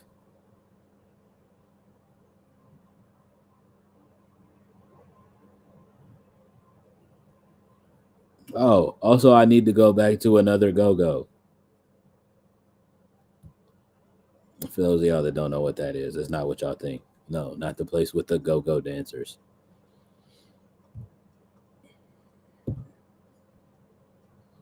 For those of y'all watching this on YouTube, Google DC Go-Go music. Shoot, even YouTube it. Learn you a little something. But yeah, I wanna go to another DC Go-Go because that was fun. I wanna go to another Go-Go in DC because those are a good time. Those are a good time. Those are a super good time. Moving onward, get into these cozy culture topics, pop culture stuff. Kendrick Lamar's "Not Like Us" record broke the streaming record that was previously held by Wheelchair Jimmy's song "In My Feelings." Um, you know, the one that y'all did all the little TikTok did the little TikTok dance challenge too. Yeah, "Not Like Us" broke that song's streaming record. So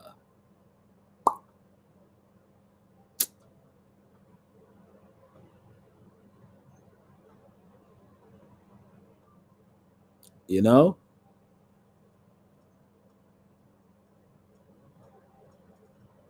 uh, for all of you OVO stands and Drake D writers and Drake defenders. So saying allowed to say he still won though, right? Drake won. Yeah.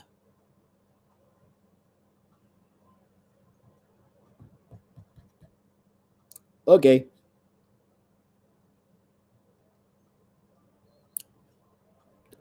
What whatever.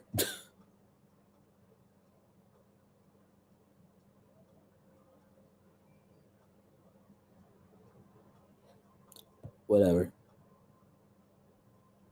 Just you're not right, but just whatever. You know what I mean? This is America. You have the right to be wrong. Um and yeah, man.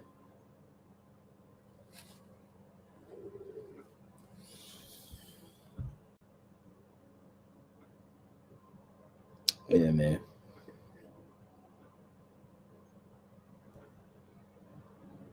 Paul Pierce.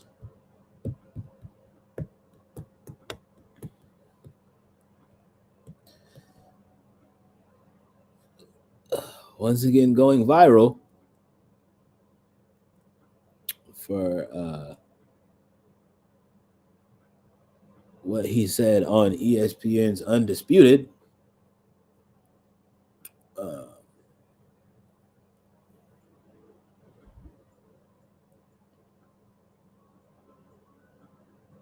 if y'all don't know what I'm talking about, Paul Pierce, Keon Johnson, and Skip Bayless um,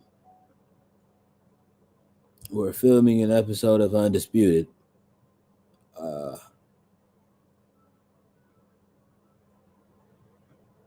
yeah, they were filming an episode of Undisputed, and then they were talking about the Indiana Pacers. Ironically, they were talking about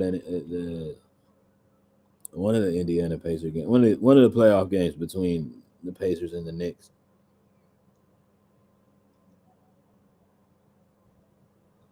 And Paul Pierce just says, to Keon Johnson, he's not talking to Skip. He says, Key, look at this nigga. On national television. On the ESPN network.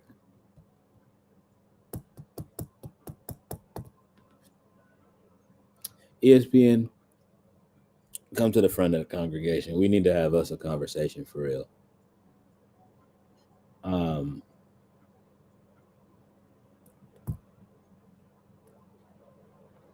It's funny to me how y'all will go around to your other TV network buddies and talk about how y'all have such a problem.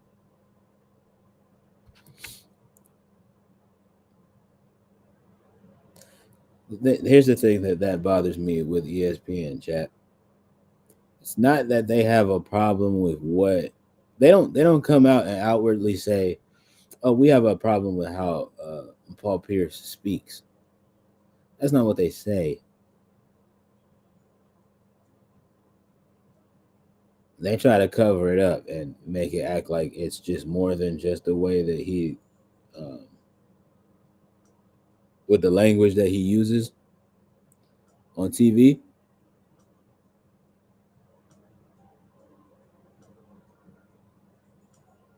ESPN likes to try to cover it up and dress it up and be like, "Oh, well, it's his actions." His actions. We don't. His actions. We just can't get with. We just can't get with his actions. Just his actions. His actions. Stop. Stop. ESPN folks, look at me well. Look at me in my eyes. Stop.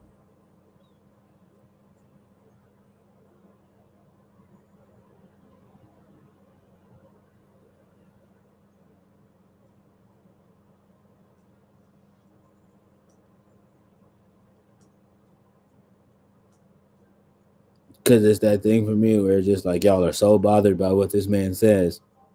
Yet and still he has a job with y'all.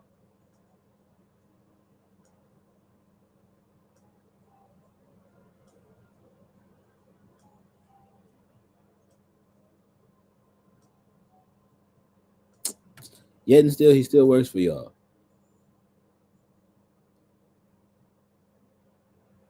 Still.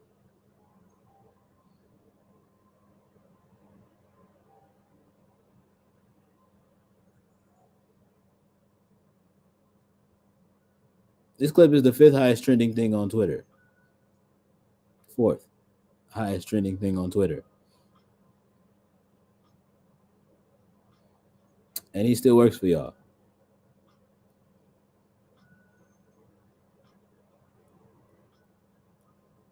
And chat, let me tell you why there's a thing of where I don't believe that ESPN has a problem with his actions or how Paul Pierce conducts himself.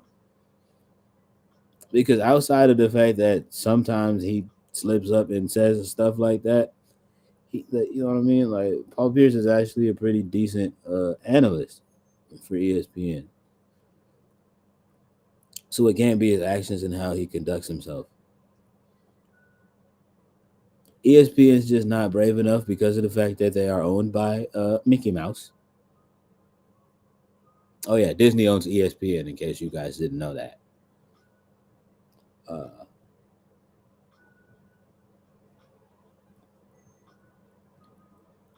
ESPN just has this thing because of the fact that they're owned by Mickey Mouse. They can't come out and say that we don't like how black Paul Pierce acts on our network. Because they realize that would create a problem.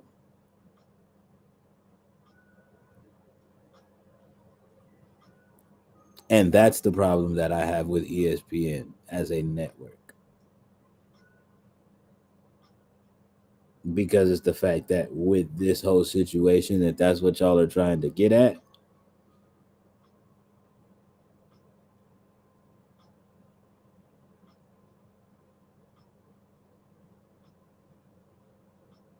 but will never admit it. And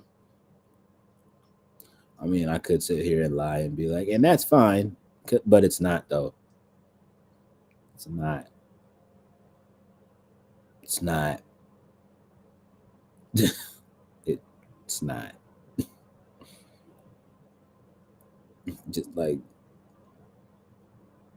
Just like, oh, you have beef. That's crazy. You have beef with Paul.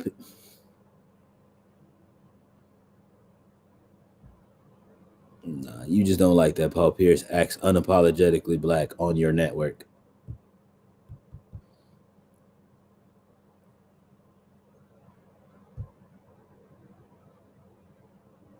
It's the same problem that it's the same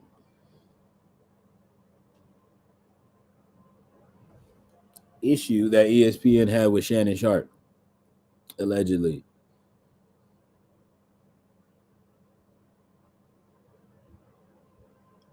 Not even ESPN, but the folks that specifically work on the Undisputed show on ESPN.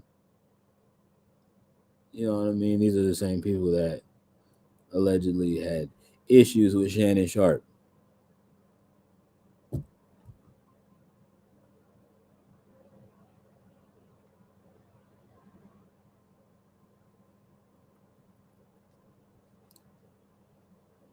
Um,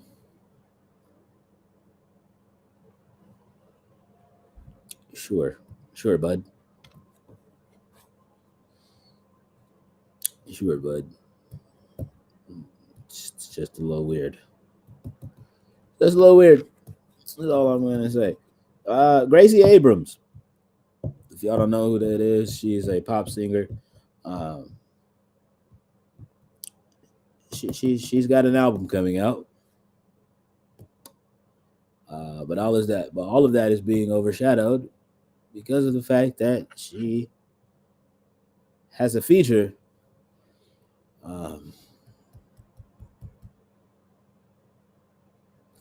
with someone who I promise you I don't find joy in talking about this lady on my platform, but she just keeps finding a way to continuously pop up. Um, finds a way to continuously pop up and unnecessarily make her presence known on a lot of these topics. Um,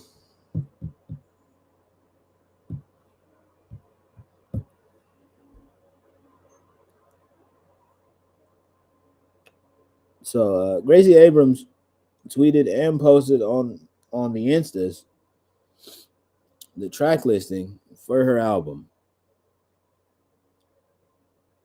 And I'm not even gonna say Taylor Swift. You Swifties ruin everything.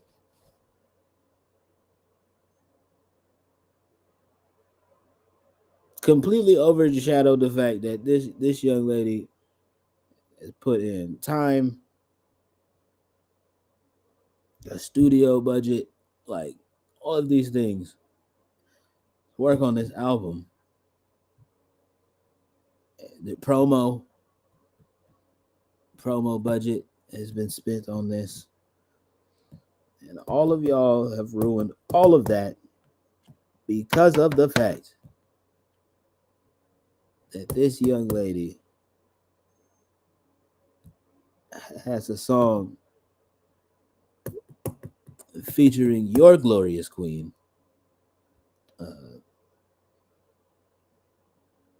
the best entertainer in y'all's eyes. Um, by y'all's, I mean the Swifties, because all of us actively know Beyonce is one of the, you know what I mean? Beyonce is one of the best entertainers uh, of our generation, uh, along with Chris Brown and myself. Uh,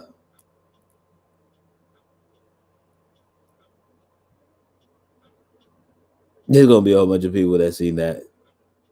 clip where just like he really just said himself. Disagree with somebody else. You can check the stats on Instagram. It's proven. There's video proof.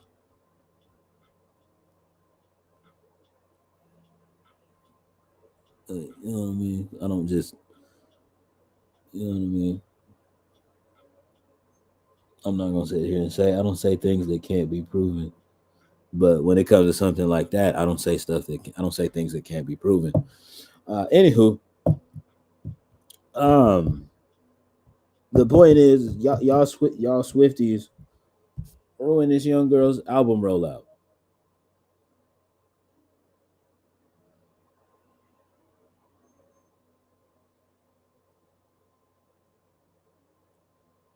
because now that's all that y'all can and are going to talk about for until the album comes out. And even after the album comes out, y'all just gonna be talking about how well Miss Taylor Swift did on that particular song, and like not about anything else on that album, and that's frustrating. That's frustrating. Again, because I do believe that Miss Gracie Abrams is probably actually actively a fan of Miss Taylor Swift. Um, but yeah, you Swifties, like you know what I mean. Y'all Swifties are just like again, y'all Swifties just ruined this young girl's rollout um, for an album,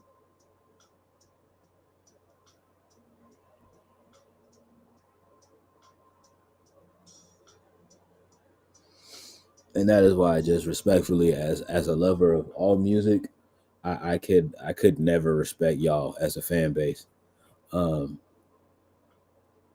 or as a support base. Um, Cause y'all actively just ruin everything. There's no way around it. Um,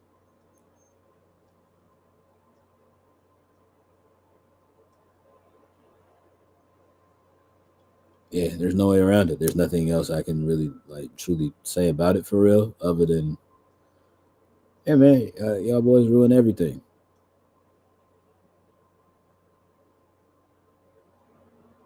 I don't know about everything.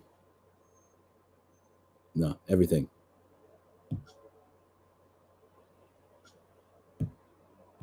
Y'all ruin everything.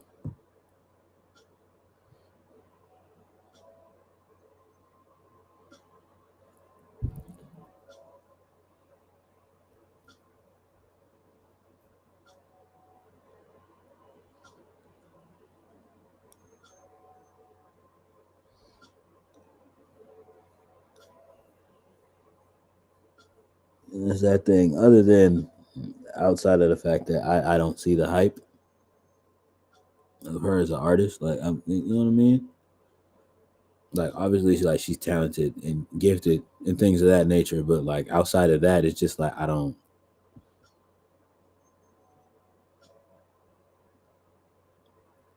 see it for real. Um,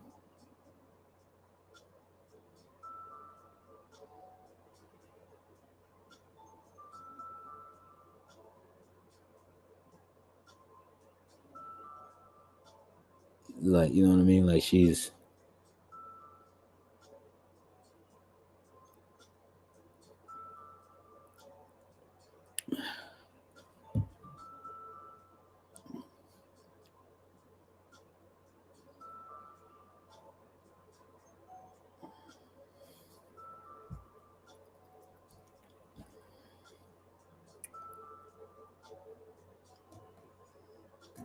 yeah.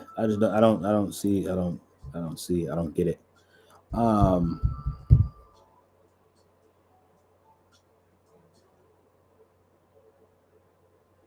and the thing that's tough about it is like this young lady has 12 songs on this album. Gracie Abrams, who I'm talking about. Um, she has 12 tracks on this up and coming album. But all that any of you Swifties are talking about is specifically this one. It's one track out of 12.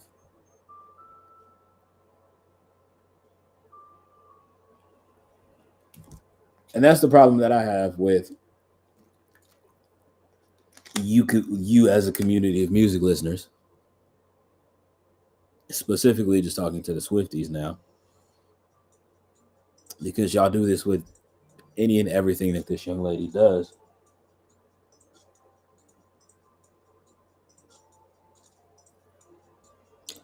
Yeah, y'all do this with any and everything that this young lady does, and I just find it to be quite lame and corny.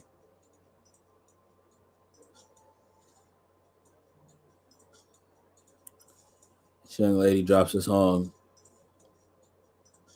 where the song lyrics clearly state, "We are never ever ever getting back together." All of y'all posting tweets. Oh, she's so deep. She's such a great and grand and prolific songwriter. To who?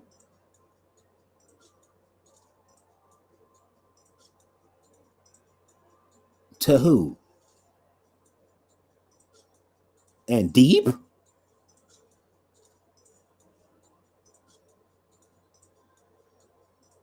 We are never ever ever getting back to get. That's deep.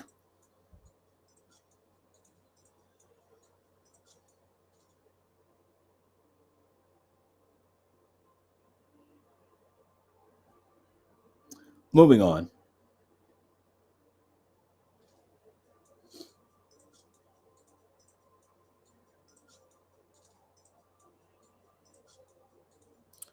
AI makes me the AI technology makes me uneasy. There's some AI that uses its powers for good. Um,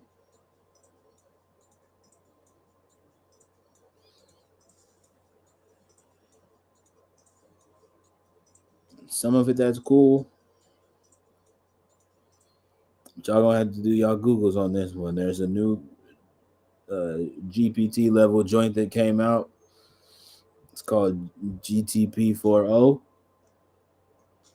The 4 and the letter O. Um,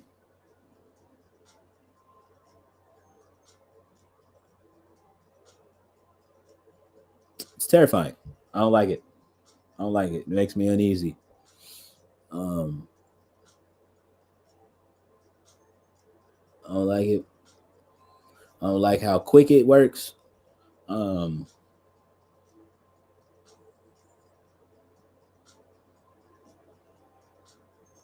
that's not really like a negative like or a drawback to it. I just don't like how like you type to ask it something and how quickly it comes up with responses. I don't like that. I don't like that. I don't like that. I don't like that. I don't like that. I don't like that at all. Um,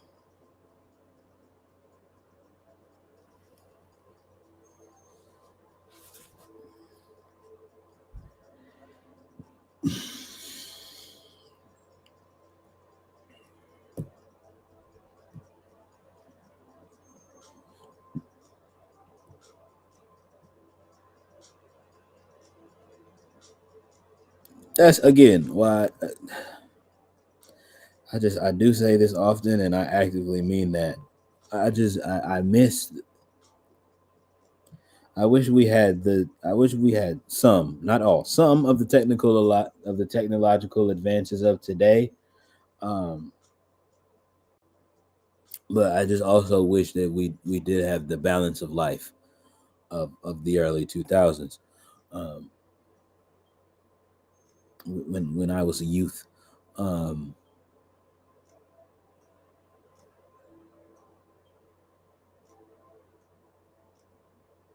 because just stuff like this being out just worries me. Um, not because of the technology itself, chat. It's people. the people using the technology is what concerned me. You know what I mean? It's people that discover that this kind of technology is available, and then they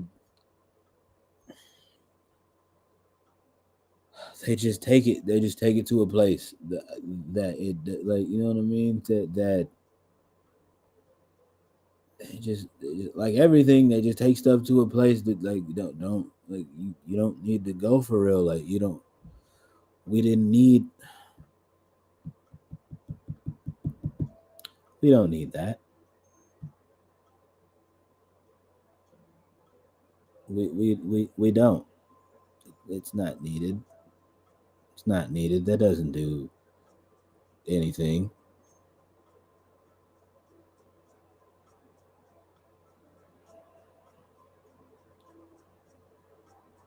for any of us. Um,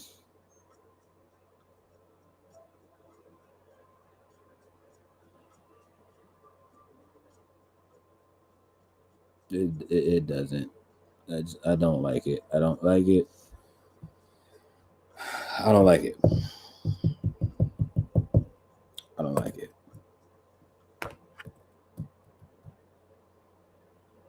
Again, for the reasons that I said, people. I don't trust people. It's not that I don't trust the technology. The tech's not the technology is just a bunch of O and ones. It's just a series of codes that was used by a person with the intention of whatever the thing is that they coded and made to be used for the greater good of uh, well, for all intents and purposes, for the greater good of nerddom. Uh,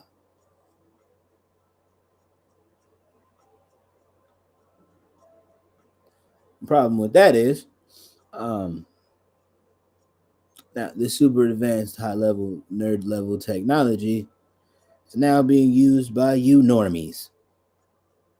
Normies are normal people, for those of you that don't know who I'm talking about. Um,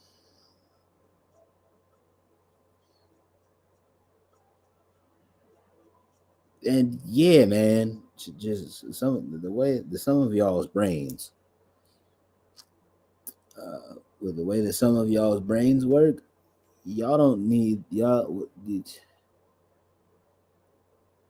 They need to make like an aptitude test, like a small aptitude test for before people should be allowed to use certain technology like this. Uh,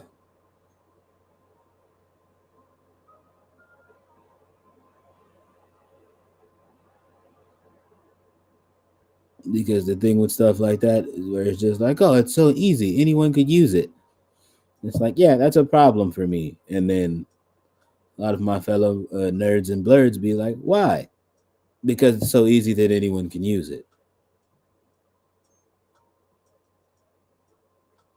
And then they think about it for another couple of seconds and they're, oh, oh, oh, yeah, yeah, mm-hmm,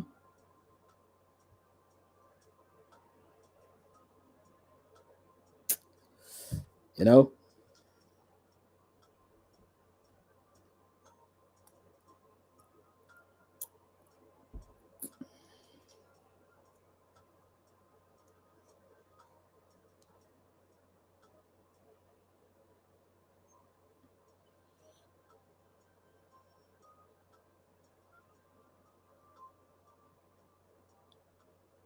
Again, y'all, don't get me wrong. There are some parts of like AI and this higher level technology that does use its powers for good, but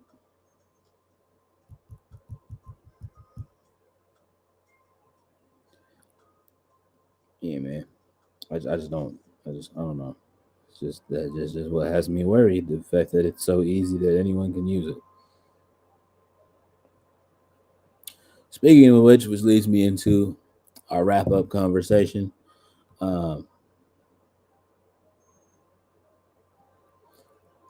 You know what I mean? For those of y'all that are seeing this on the tubes of you, and for those of y'all that got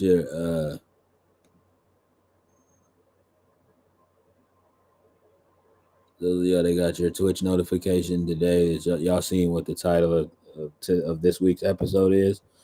And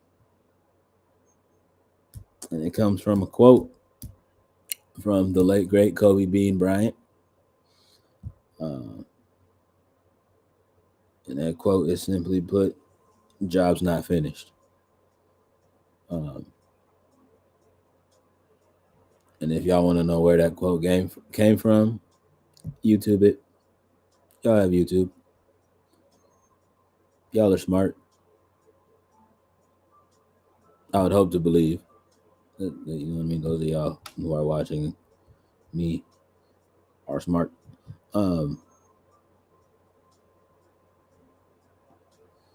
I'm not saying that y'all got to be like Harvard graduate level geniuses to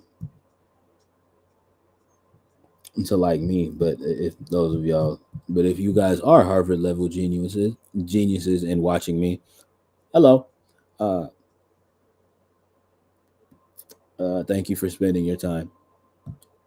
Thank you for you know what I mean, spending your time to watch me. I appreciate that.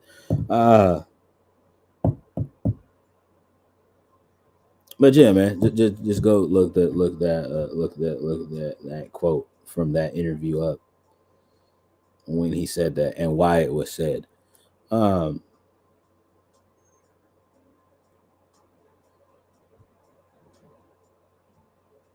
Again, not telling people what to believe, but specifically for me and what it is that I believe in. Me and the Holy Spirit were having a lot of conversations last week because, as I have aforementioned, as was mentioned last week on this channel, about the situation between my mother and father. And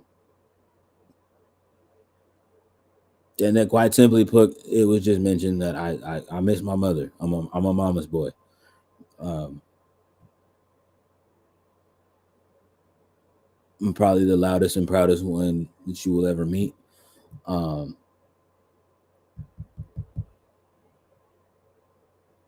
Yeah, man. I miss my mama.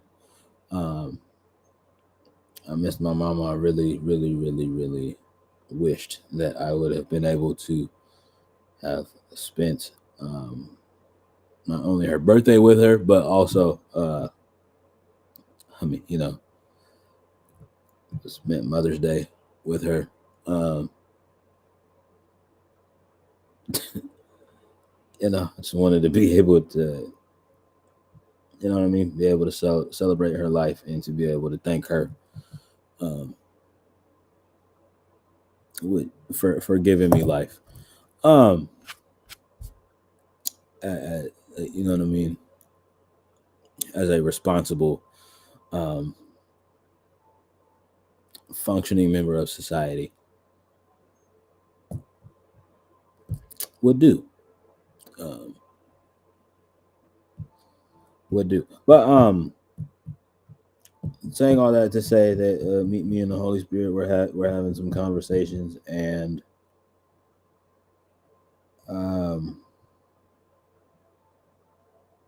as I'm sitting here mad and complaining about what it is that I have going on, also realizing that while it's a lot of my peers that have went on to do other things, not even just peers, it's a lot of my friends that have gone on to do other things with their lives. And yeah, man, it's just this thing of where it's just like it like really, I don't know if it like saddens people, disappoints certain, I don't know if it like saddens certain friends, disappoints certain groups of friends, whatever the case may be. They have a lot of friends that come up to me or they see me on Instagram and they see me on Instagram and or Facebook and they all have like the same reaction of where it's just like they're still impressed. Like they're so impressed and enamored with the fact that I am still making music as I have just entered into a new juncture in my life. Um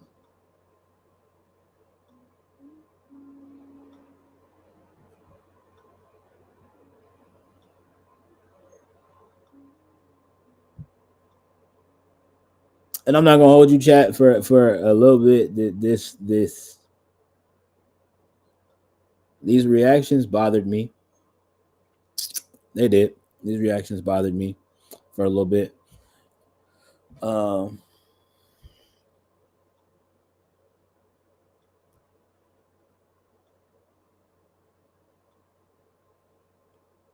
and also, again, chat, y'all remember when we had that good venting session about me not being okay? Just, you know what I mean? Considering like with how my life looks and things of that nature. And all of that, right? All of that. Uh,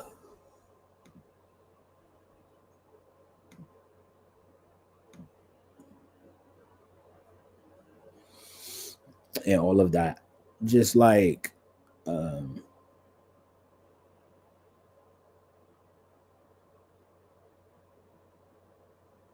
yeah, that's just the thing that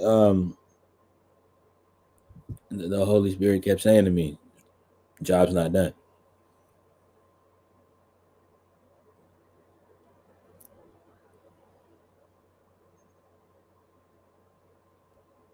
Because yes, chat, as loving and silly and as goofy as I may be, yeah, there are often times and there are often days where yes, I'm asking the creator who created this creative, um,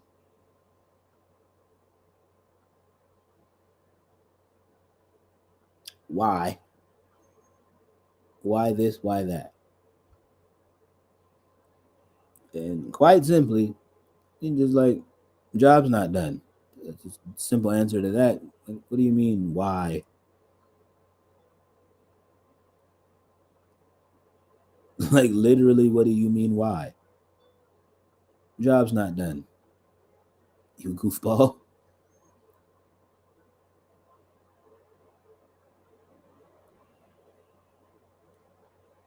Like, don't be a goober. Job's not done.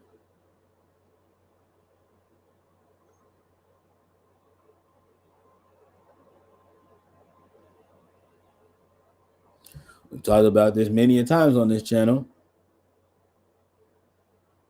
I understand what my purpose in life is.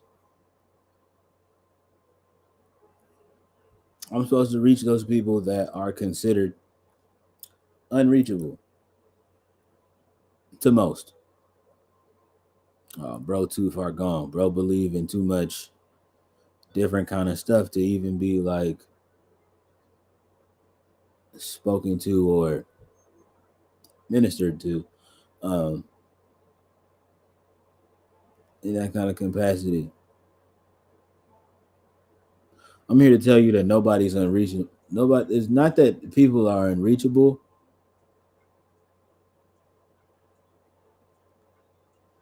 The simple thing is this: it's not that people are unreachable. It's just that, quite literally, maybe you're not the individual who's supposed to be delivering whatever message it is that you think you need to be delivering to that individual. That could quite literally be it. Um, Not even quite literally be it. That more than likely is what it is. That's it. Um, I know it's gonna be that thing where like I say that, folks gonna be mad. That's fine. You can be upset. Um, you can be upset, but the true fact of the matter is that that's a fact. You're not supposed to, you know what I mean?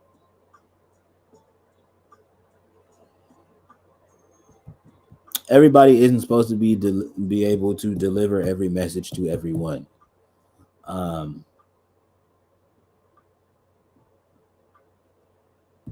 like I said, there are individuals who are in my life that I know that if anybody else were to tell them anything about anything, they wouldn't listen to whoever the person was. And this could be again, I'm telling you, this could be a like Ivy League level genius trying to give advice on whatever it is that this person is telling them. Like, you know what I mean? Whatever it is that this person may like need advice or like may want to hear my thoughts on about things, and they still might not listen to that person.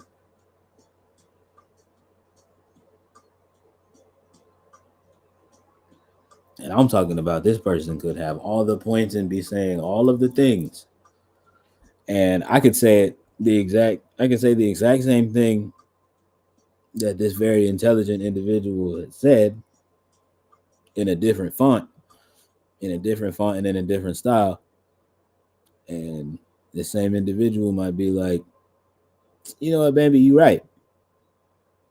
I mess with that. I appreciate that advice. I'm gonna listen to you and take that sound advice. I appreciate you, good brother.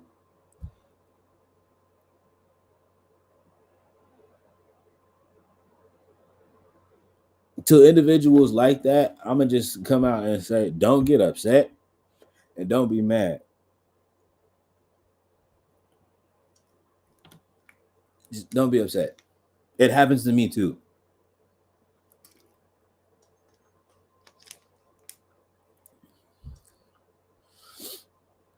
Where legit, when people will come to me and ask for advice, I give the actual advice that I know is supposed to be given. Said advice doesn't get taken. Now, in my early 20s, I used to get super upset. About mid to late 20s, I kind of started to figure out, you know what? This person didn't really want my advice. They wanted me to tell them what they wanted to hear. First and foremost, let me say to anybody that might be looking for that, that's a very foolish decision if you're going to come to me and ask me for advice about anything, because I'm not gonna tell you what you want to hear. Um, I'm not. I'm not. I'm gonna tell you the truth all the time. Um,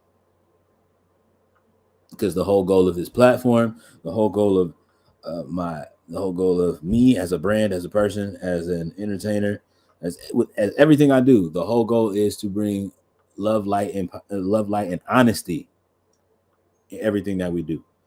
Um,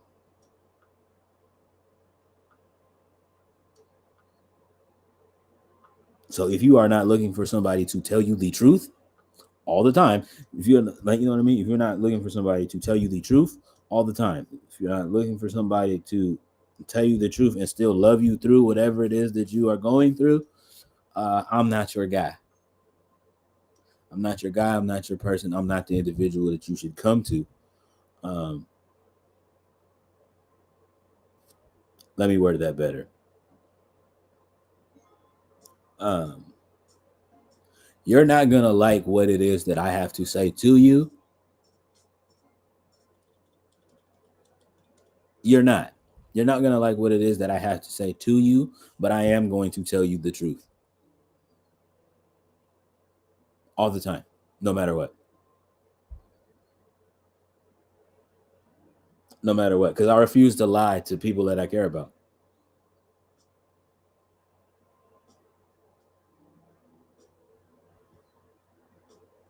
because that's just a big thing for me. Fun fact, another little fun fact about me.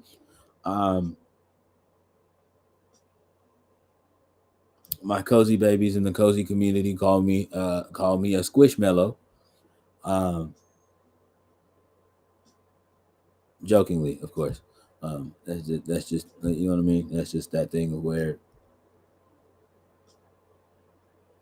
that's where we're at as a community. Um, that's the running joke here in the cozy clubhouse. Is basically what I'm saying. Um,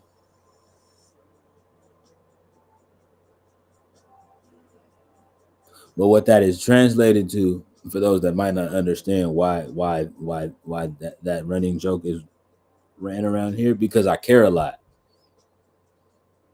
and my heart is super duper big and I love everybody. Uh,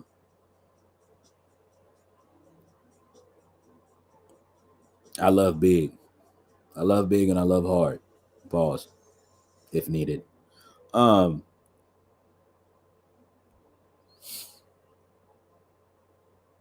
but yeah, that's just what that is.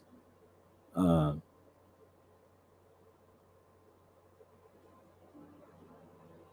Saying all that to say though, like I love you enough that I'm going to tell you the truth, regardless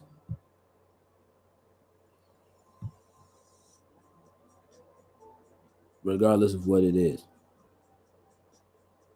Case in point, my brother, frequent collaborator, long lifetime brother and friend, Danny Drops, super talented dude. Um, you know what I mean? Fellow creative, super cool individual. Like, you know what I mean? Would literally give the shirt off my back to that boy.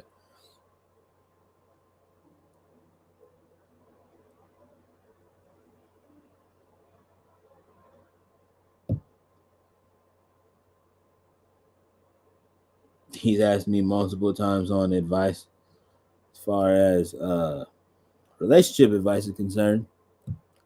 Told him my piece. Doesn't always listen. It's fine. I'm not asking you to listen. You asked me my advice. That's my advice. It's been given. Do with that information what thou wilt. You know what I mean? Do what thou wilt with that information.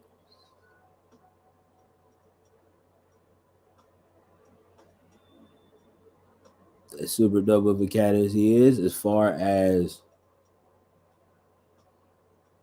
with putting events together, it's not the most organized individual. This is not me putting his business on blast. These are things that he has also been told to his face by yours truly. So I'm not saying anything that he hasn't heard before. To y'all is what I'm saying.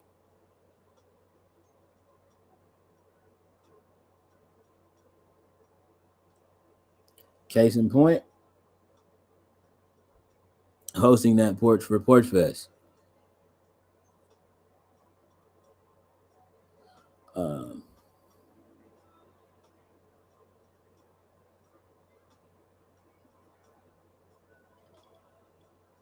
I said it. I said it.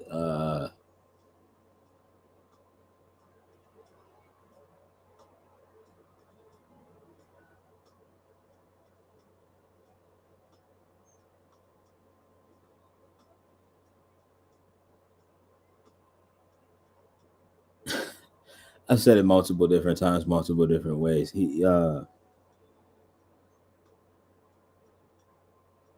events wind up coming together very, very well, and we do wind up having ourselves a good and grand old time. Uh,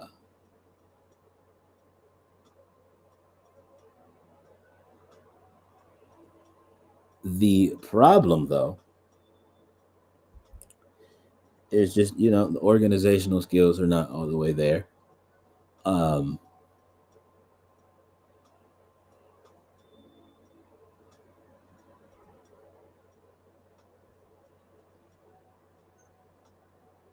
and I've let him know, and it's always been known for anybody within the Shadow Clan clique and group. Um,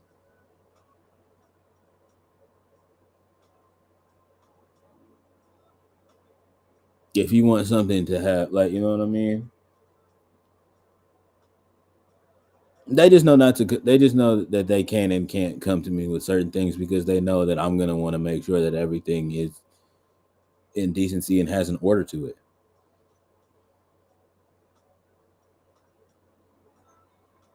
I am the product. Like, you know what I mean. I am the product of my parents. That is a skill. That is a skill and a gift that I did get from my father. He likes things in decency and in order. Um,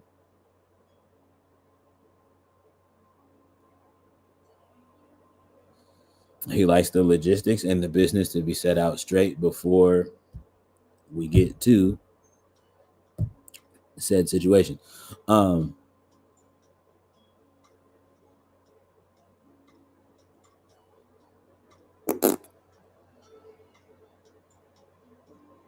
that's the thing for me.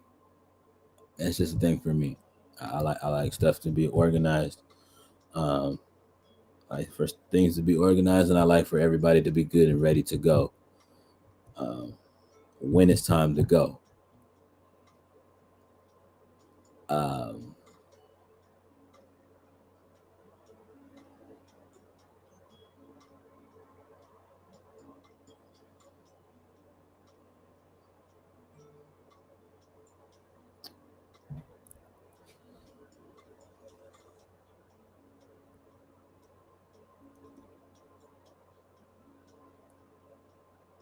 I mean, that's just the whole reason of why I'm able to get as much done as it is that I'm able to get done.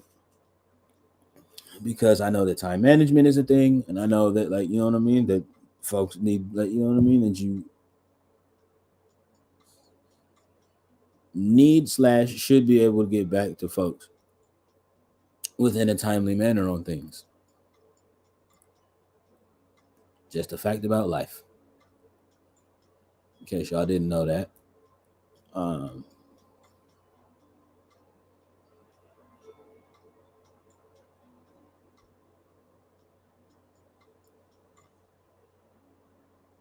so just saying all that to say, um, to tie this into, because I know it's gonna be one of you little smart, like, you know what I mean. I know it's gonna be one of you little smart Alex that's gonna be like, what does this have to do with unreachable people?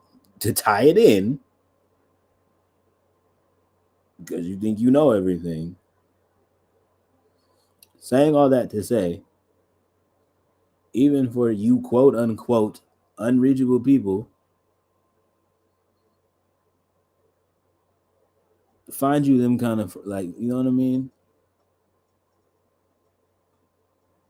If you aren't a very organized individual,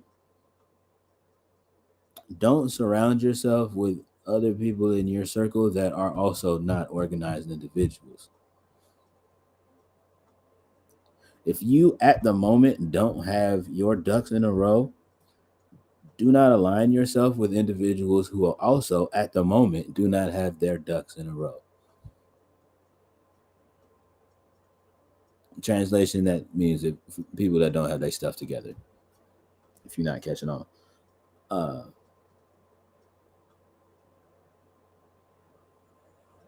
Leads into my next topic because I'm also speaking to the generation coming up after, the, you know what I mean, to this current generation coming up and looking to, like, you know what I mean, looking to those of us um, that are now the elder statesmen. Um, and whatever it is that you do, make sure that you align yourself with a group of folks that have a diverse skill set.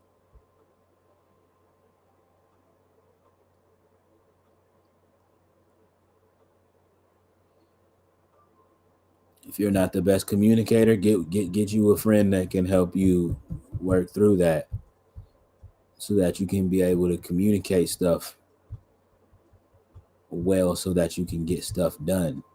If you're not organized, get you somebody on your team and in your friend group that's an organized individual.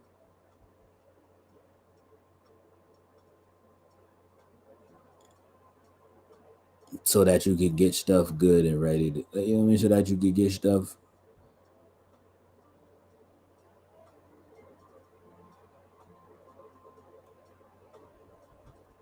You know what I'm saying?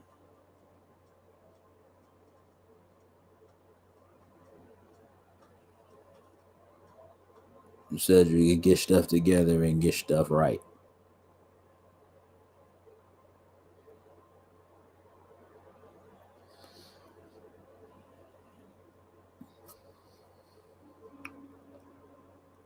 Uh,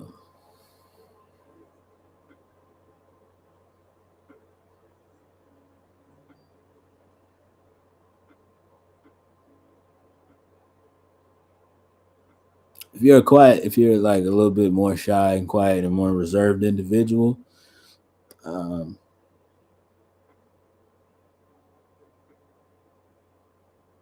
you got to have one person in the circle that's outspoken and that's not afraid to say what needs to be said. Now, if they're just outspoken for outspoken sake, that's different. That's different. That's different. I'm not talking about those individuals. I'm talking about an outspoken individual that also uses their canoodle um, for good and not evil.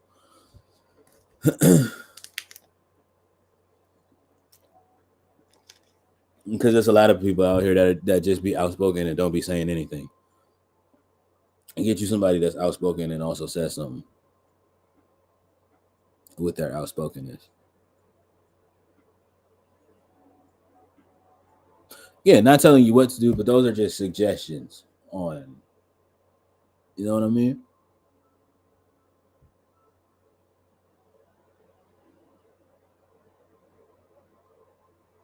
Those are just suggestions on things.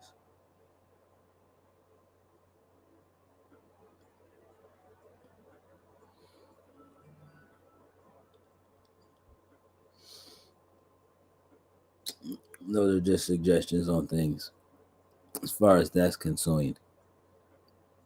Um,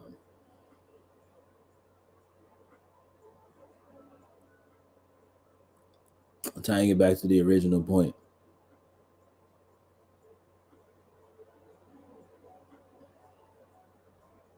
nobody's unreachable. There's no such thing as an unreachable individual.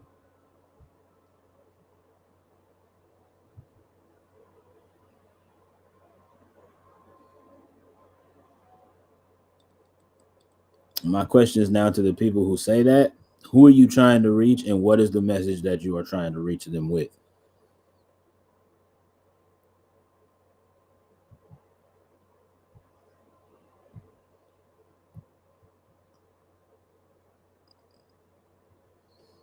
Like, oh, I got a little cousin that's like, he's cool, he's a smart kid, but he just has no ambition. I'm like, cool.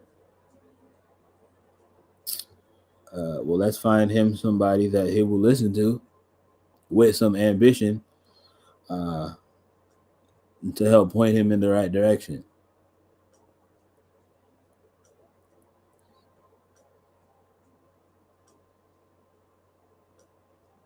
Oh man, I got a partner that just can't seem to never get it right with his girl. Cool. Well, let's find us an individual that I'm not gonna say like has it 1,000% right because nobody ever does, but let us find a happily in love Canegro um,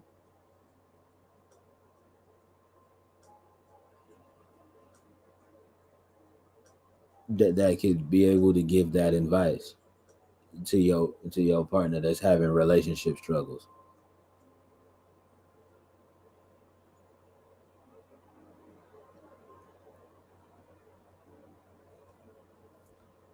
Cause that's just where I'm at with it. Don't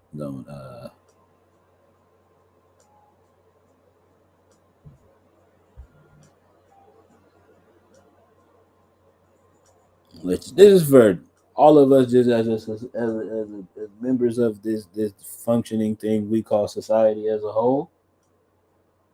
Um,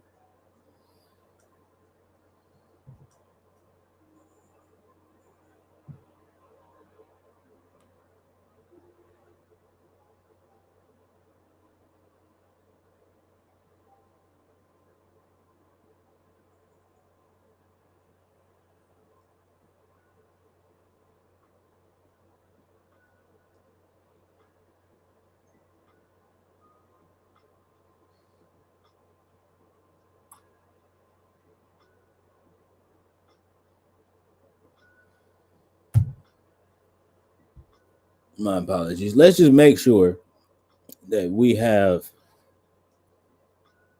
uh,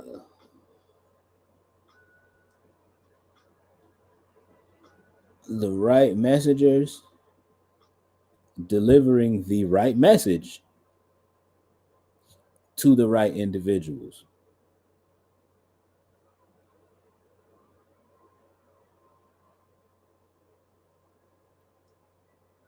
I just think it's too many variations of that right now, um, that are happening where that's not the case. Where it's the whether it be right message, wrong messenger, right messenger, wrong message, um,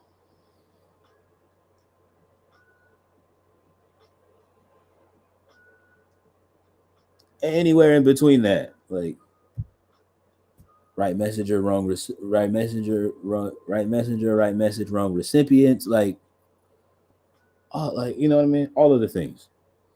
Um,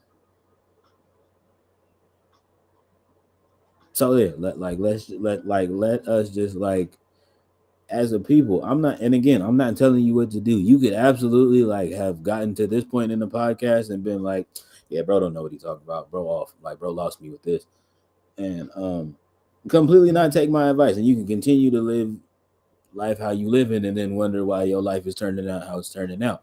And I'm not gonna judge you for that. I'm not gonna judge you for that, and I'm not gonna be the individual that be like, then I'm not gonna be that individual that's gonna be like, see what happens when niggas don't listen to me? Ha ha ha! Look at you, goofy self. Look at you, goofy self, struggling. You dummy. You should have listened. Like I'm not gonna do all that. But if it's that thing of where it's just like we go down the life, we go down the line, and life start to be life and a little too much for you. Don't please don't come to me and just be like, oh man, I don't know whatever am I like, I don't know I don't know what to do. Like I don't know what to do. I should have listened to that little light skinned Canegro on the YouTube. I should have listened to him. Um,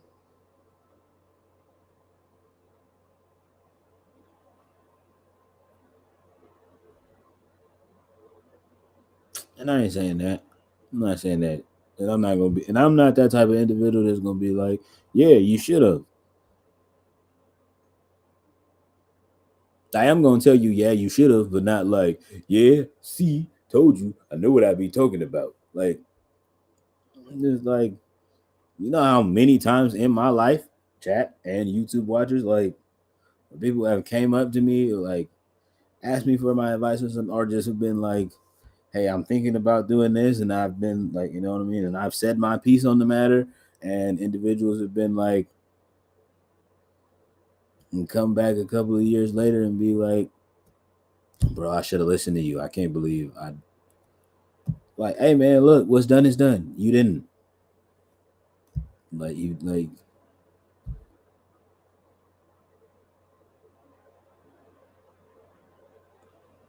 like you know what I mean? It's just like, hey bro, say bro, like look, what's done is done. You didn't listen to me. You now realize that you should have. Uh, the past is the past, and we can only dwell on the future. So, like, you know what I mean? We can only work on making sure that this same mistake is not made in the future. And that's the way that I handle everything as far as that. Just little tidbits on how I'm able to operate in this space of quote unquote reaching these allegedly unreachable people. These are some of the things that I use in that place and space with that.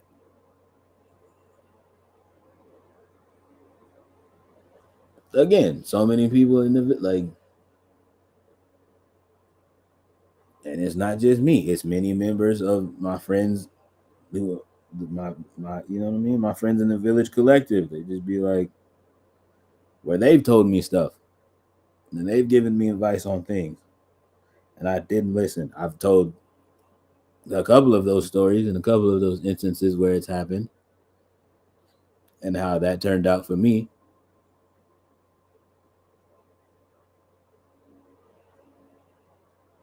Which is why I'm able to now at this point in my life be in that place and space of where it's just like I don't want to sit back and look at this situation and be like, man, if only I would have listened. So it's just like as much as it might bring me chagrin, and as much as I might not like that for real, I might not like it and enjoy it for real. Um,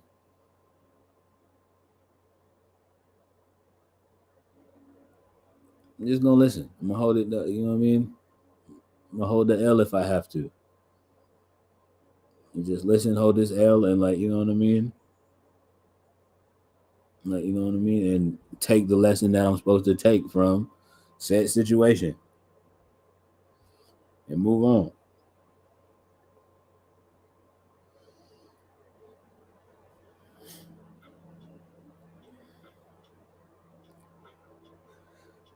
Bringing me into my next point, the gift of the pen and pad, man. Um, Chat. This is not going to be a super duper long topic because we've kind of talked about it before. But for those of y'all watching this on YouTube, and this might be your first time ever seeing me, ever in life, first of all, hello. Second of all, uh, what up, twin? Where you been? Uh, Third of all, let's talk about it. I was an okay student uh, growing up. Um, I'm not gonna sit here and be like, oh, yeah, valedictorian, top of my class, blah blah blah blah. No, especially in high school, I was just trying to get through it. Um, I was just trying to get through it, and I was just trying to be able to like I was doing all of the things I needed to do so that I was able to play the sports that I wanted to play, and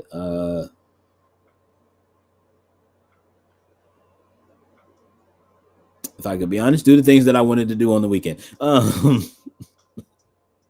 Do the things that I wanted to do when the weekend came around. Uh, there's just this one instance. I was in one English class. I'm not gonna say what grade because I'm not gonna say what grade because I don't remember. Um, but I do remember that I had to be about 16, 17. Um, so y'all figure out what grade that might have been in. Um, we had this writing assignment in English class. Um, I killed it, destroyed it, like, you know what I mean? Killed it, destroyed it, flawless victory. Nothing left to be said there. Do the assignment, flawless victory, turn in my paper. Um, and the English teacher I had was just like she looks at the paper, she's grading the papers. She gets to my paper, she looks at my paper, looks at me. I'm doing whatever foolishness I'm doing in class at the time. Looks back at the paper, looks back up at me. Now I'm off doing something else random. Uh, no, we're watching a movie during this time while she's grading these papers. So yeah, we're watching. She looks at the paper. She looks at my paper. Looks at me.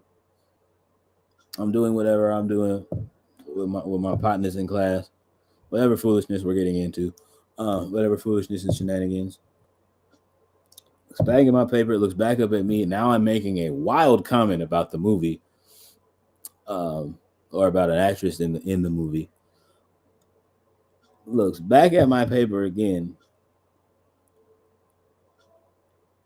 and it's just like she's thinking whatever she's thinking. Comes to class ends.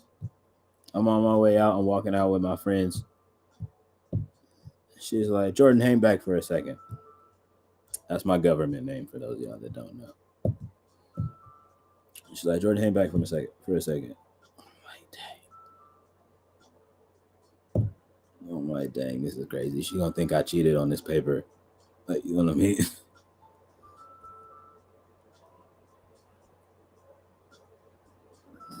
Like, dang, this is crazy. She gonna think I cheated on this paper. Mind you, chat. This is 2000 and probably like 11 or 12. Probably 12. To be honest, it's probably it has to be like senior year or whatever.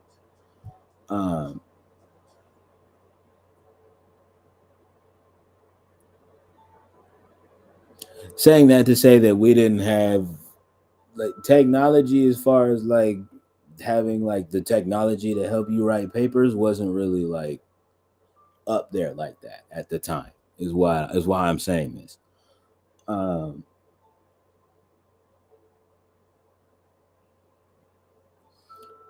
she's like, honey, I'm just a little confused is all. And again, it's a little bit of an ornery child, so I was like confused about what. I didn't say it that nice, but it's like confused about what. And she's like, how.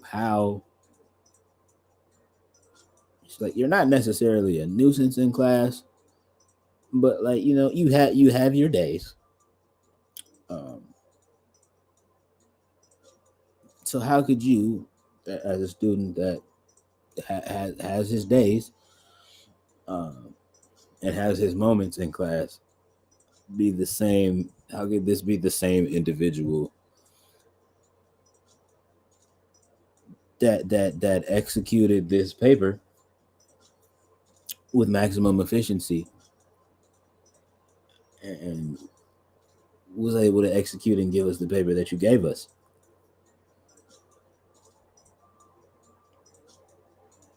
At the point in time, I didn't really know how to explain it. I was just like, I'm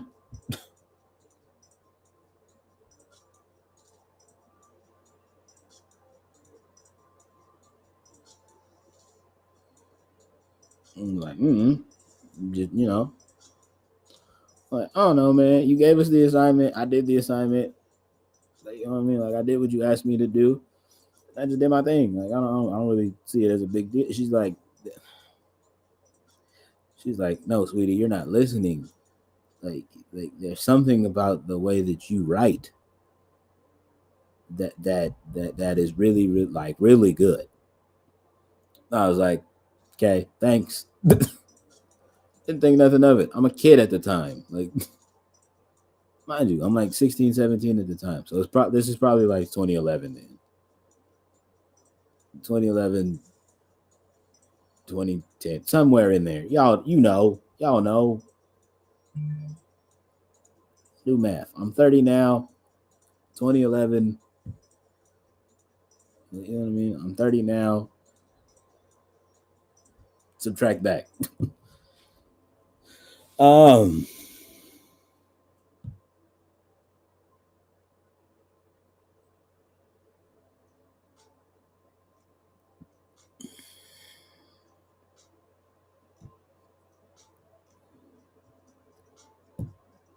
yeah. Yeah, I'm 30 now, subtract back.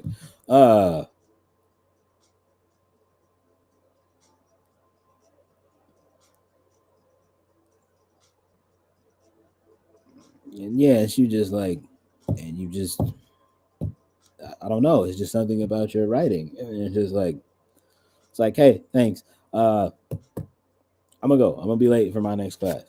And if I'm late again, I'm gonna have to hear about it. And I don't want to hear about it. So yeah. Gives us another writing assignment again. I want to say like a couple months later. Same thing. Flawless victory. Like,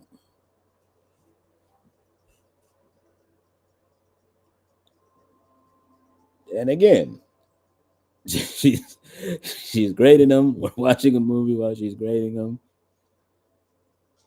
Now, in the middle of class, she calls me to her desk, and she's like, okay, what's up? Like, is somebody helping you with these at this point, or like, cause what's happening? And I was like, helping me is crazy. What do you mean by that, ma'am? She's like, cause this is two writing assignments that I've gave you in a row where you've just executed it. Um, you've just executed it like it was easy. And in my head, I didn't say this out loud. I wanted to so bad though. I was like, in my head though, I was like, well, I mean, it kind of is, but I'm gonna let you have your moments. Go off, twin. You know what I mean. I'm gonna let you make it, Shorty. I'm gonna let you make it, my baby. I don't need. I don't wanna. I don't wanna. I don't wanna. I don't wanna hurt your little feelings. Um, yeah, I don't wanna hurt your little feelings. You dig? But at the end of the day, the whole point of that is, um, these are instances that I think about as I begin to now, in my grown age, reflect on my life, and I have come to realize that that is a gift that I have been given. Hence the gift of the pen and the pad, man. The gift of the pen and pad. I've been blessed with this a bit with this writing ability. Um,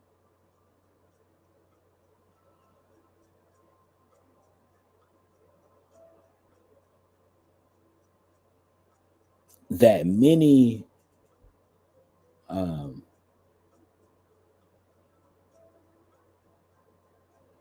and this is not me bragging at all. This is not me bragging at all, world. I'm just saying it's there's levels to this thing when it comes to writing, just in general, whether it be writing stories, um, writing script, like you know what I mean, like writing scripts for like you know what I mean, like screenwriting, um, writing like you know what I mean, writing treatments for music videos, things of that nature, like writing out emails, like all of this stuff as far as like writing is concerned. It's just this like innate gift that I have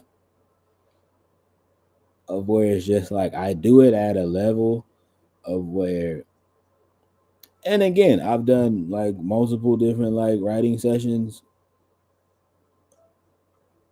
with some um with some very nameable names, and even those individuals, like you know what I mean, and even those individuals are just like, you wrote that, like you wrote that. That's what you was over there in the. Like, that's what you was over there do. I thought you was bullshit. Like I thought you was fucking around back there. Like that's what you were doing back there, off in the corner. It's like, yeah.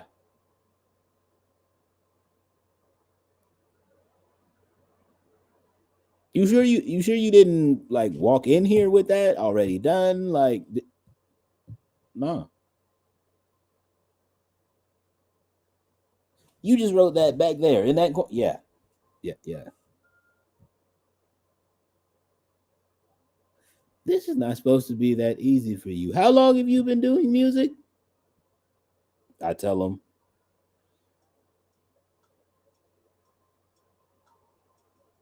you sure? Yeah.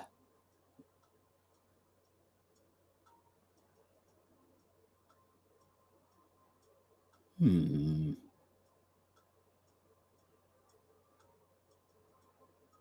Give him something else to write to.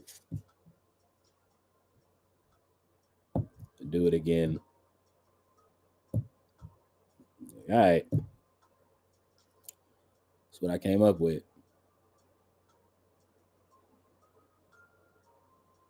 Execute it. Just like,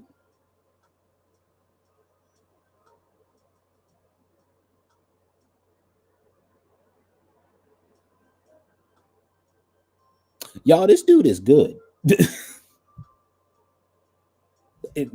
I'm just, I'm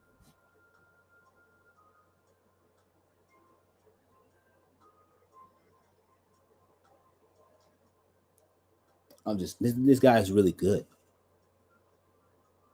This guy is really good.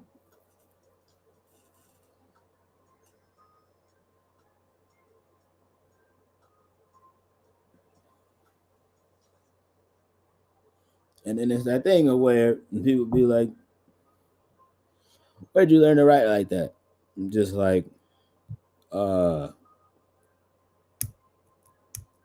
it's like as far as songs, I taught. As far as like writing music, I taught myself. Or writing or songwriting rather. As far as songwriting, I taught myself. But as far as like writing in general, I gotta give that credit to my Dukes, like you know what I mean. And when you see this, mama, I love you. Um, but yeah, like she just made that very very important at a young age to take. Um, Again, for those of y'all that are active members of the community, y'all know y'all know I've said that before. My mother is an avid reader. Um, Saying that to say, so she made me take English class very very serious. Um, because of the fact that if y'all don't know, in American English classes, for those that might be overseas, in American English classes, um, the super big components of that class involve reading and writing. Reading being one of her favorite things to do. Um, Writing awkwardly being one of mine. I've never told nobody that, but like that's just that thing where like yeah.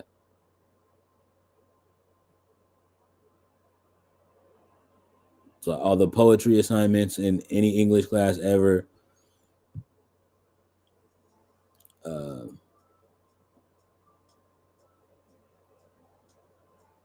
yeah, in any English class growing up, kids hated the. I'll never forget it. It's gonna be the last quick story. It's gonna be the last quick story to kind of like tie everything in together. Um, as far as as far as this point is concerned, um, I'm in middle school, so you know what I mean. We're in eighth grade English, so I'm in eighth grade. So yeah, so I'm 14. Yeah, about 14, 15. Um, I'm in eighth grade English.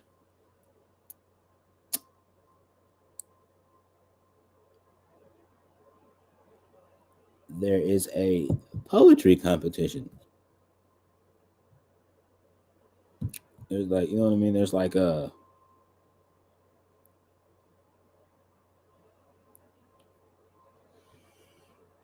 not competition, but like it was basically like the March Madness of poetry for this eighth grade English class. Um,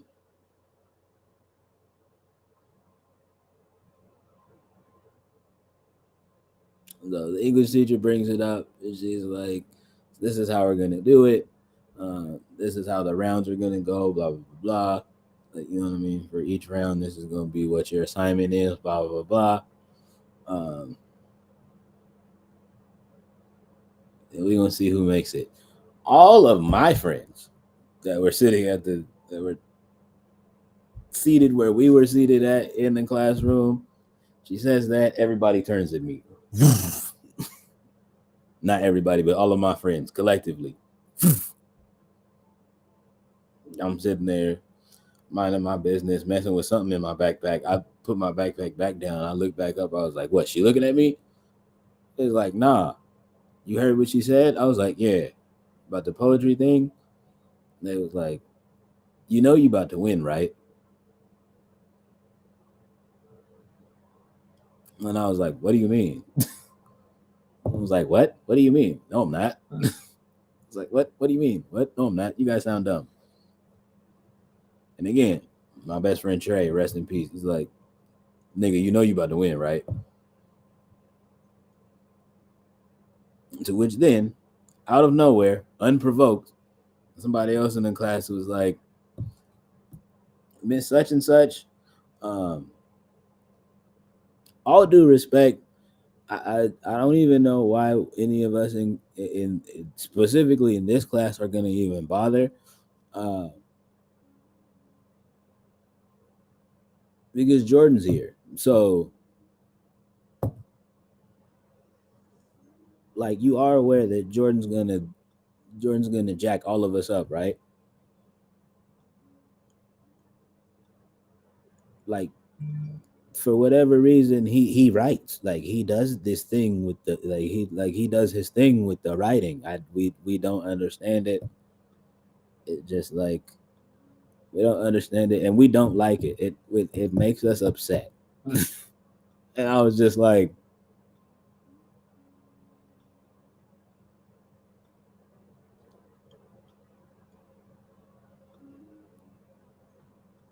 what are y'all talking about? I promise y'all again, chat. I've had a thing with self esteem for like a long time. So it's just that thing of where it's just like and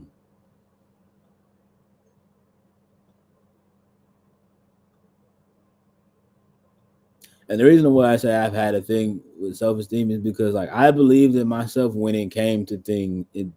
I believed in myself. It like I believed in myself when I felt like it mattered. Essentially, is what I'll say. Uh, so yeah, like as far as this English class was concerned, I didn't feel like it really like it mattered as far as like helping me graduate and move on to the you know what I mean and helping me move on to the next step, which was high school. Um, but like other than that, like it was just like I mean, you know, stuff, stuff and things and whatever and what you who's it's and what have yous. Uh, you know, no big deal over here. Um,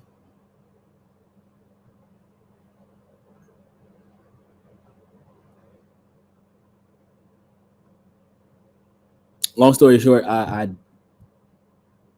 didn't wind up winning. I got second place. Um,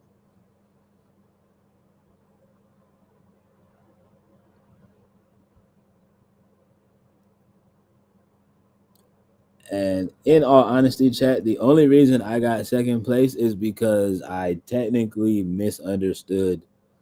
Say it was rigged. Nah.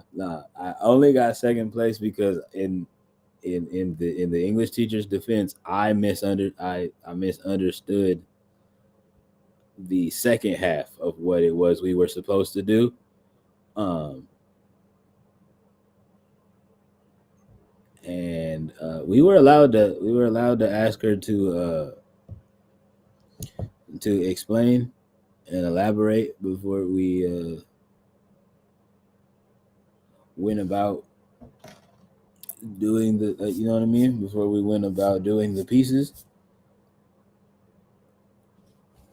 But yeah, literally everybody was like everybody in the grade because remind you I went to a small middle school. So um, for those that know that I went to a very small middle school out here in Cali. So it wasn't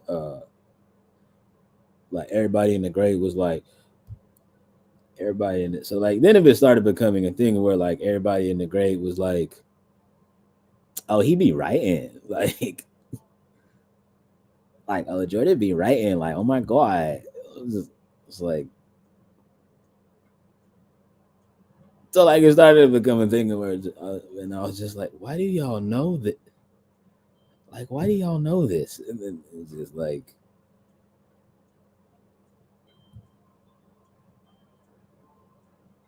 It's like, why do y'all know this? And it's just like, well, Miss Such and Such uses your stuff as an example, and I was like, why does she do that? Like, she can't find nobody else's better to use as an example. But what she needs, she's like, no, like, well, and again, I was in 8th grade, so I wasn't as nice. I was like, well, that just means y'all suck.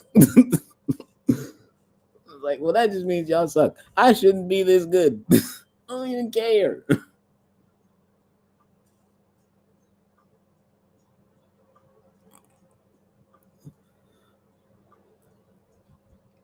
It was like, bro, like, no, it's not that we actively suck. It's because like, not that you don't care. It's just that, like, like I don't know. It's just something about that, like, and none of my friends were good at explaining it. They're just like, nah, bro. It's just like, no, bro. It's just like when you, when you're doing the thing and when you're writing, it's just you're writing, and then when you write and the words and just stuff just connects and makes sense,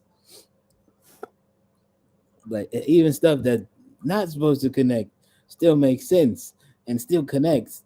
Like it's just oh, it's just like you guys are terrible at explaining this, by the way. Like it's not it I what are you saying to me in English right now? Like love my friends to death. Um, you know what I mean? Love my friends to death, but that that was not their strong suit. Their strong suit was not explaining things. Cause I was like, what are you Canegros talking about? We don't know, bro, but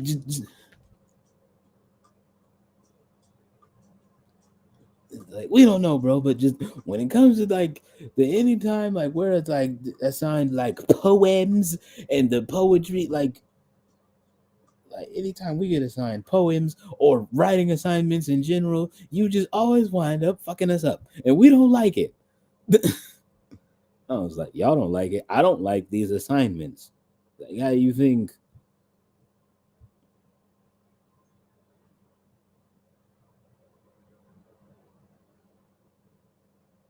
I will say, chat. The only assignments that did wind up messing me up was when I got to high school, and then they started like making that like what like 100 200 word minimum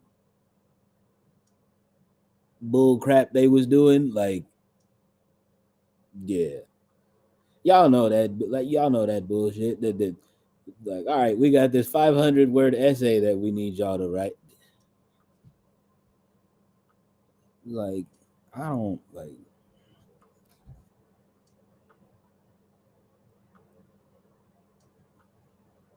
I'm telling y'all, chat, and that was something about myself I knew early. I was like, it's like they're putting a limit on me, I'm not gonna do well. Like they're putting a limit on me, I'm not gonna do well. Now what I should have said was back then is because like you know what I mean, that makes you come off as defeated. What I should have said was I don't think it's fair that they're giving me this limit, because I knew early that I was one of those individuals that I had a lot of thoughts. Um, and I actively knew that people didn't always care about the thoughts that I had. Not y'all, chat, and not none of my friends that are gonna see this. None of my friends or family that are gonna be like, "Why does he always say that? We care." I'm not talking about you, niggas. I'm talking about everyone else. Don't nobody care about what I think. They just, you know,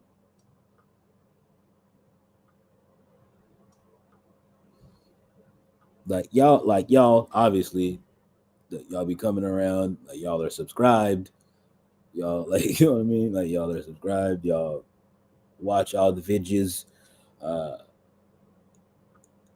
you know what I mean, you stream the music, so obviously you actively care about, like, you know what I mean, my thoughts and my words, and like, you know what I mean, like you obviously like care, so like, you know what I mean, you obviously care, or else you wouldn't be here.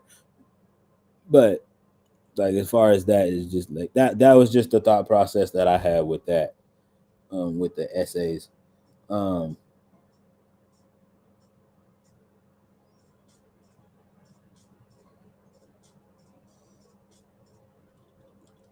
and to the English teachers out there, even if you're an English professor, um I mean this in the nicest way possible, stop doing that foolishness.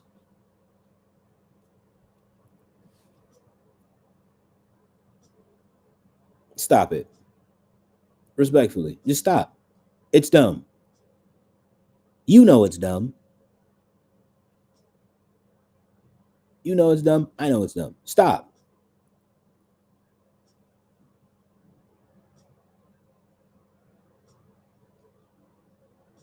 500-word minimum essay.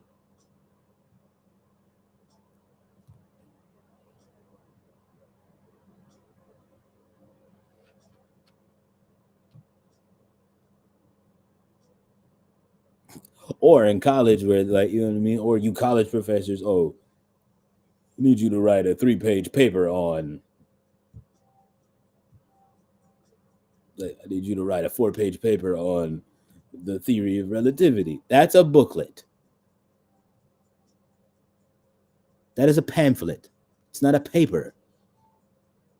A paper is 1 page. You are asking your students to write a pamphlet on whatever the subject matter may be.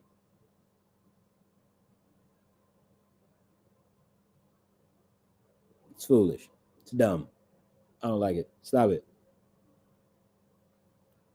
Stop it. You're limiting your students.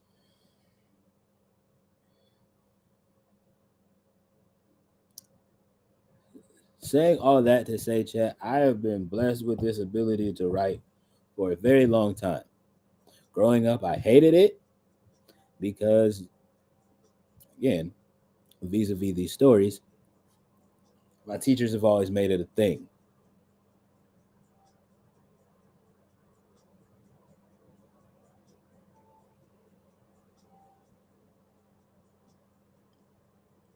You know what I mean? My teachers have always, you know what I mean? My teachers always made it a thing.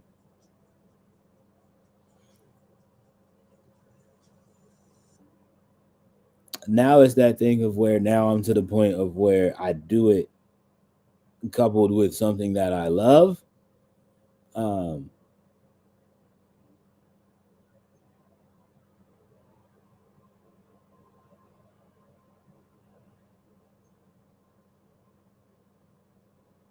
and actively, that's all I want to do.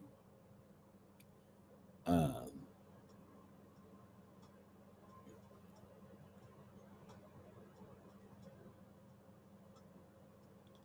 Actively, that's all I want to do. Leads me to my last point. Somebody asked me recently. I'm not gonna say who because I don't want to embarrass this young lady, but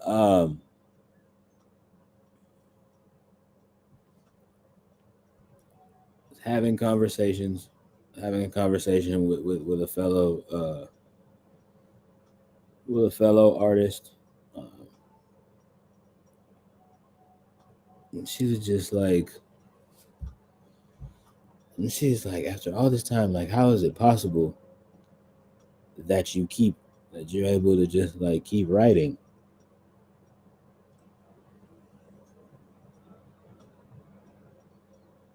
And quite simply, when she asked me that, the Kobe Bryant quote instantly popped into my head.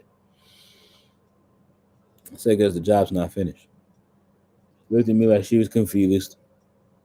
Like a lot of y'all out there are probably looking at me confused right now when I said that. Like, because the job's not finished.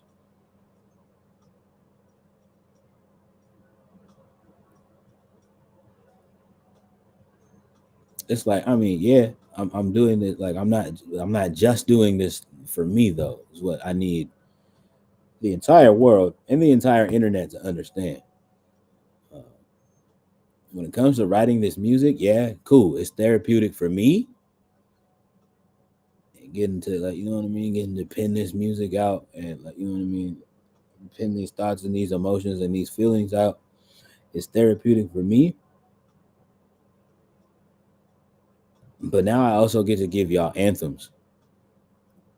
I get to give y'all stuff that's gonna, like, you know what I mean. I get to give you, um,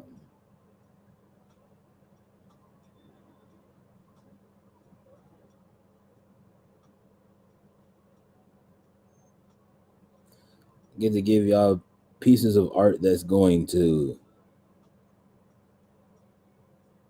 it's going to be around for generations to come.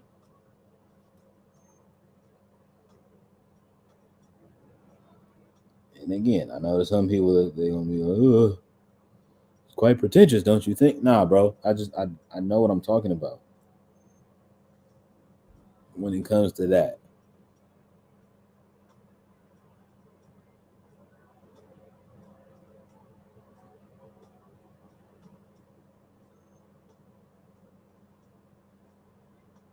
Because a lot of people don't realize that this and my voice is a superpower.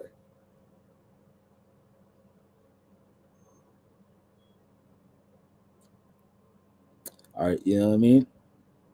Young Queen Coyle Ray, when she was on the what podcast was that? When she was on the $1 million worth of game podcast. And again, Wallow and Gilly knew what they did in using that as the clip to promote that episode when she was on there. But people in the comments was flaming her when she was like, you know what I mean? Like, I feel like a superhero when it comes to doing this. And then you hear her explain why she feels like that in the interview, and it's just like, yeah, man, I get it. Us creative individuals are superheroes.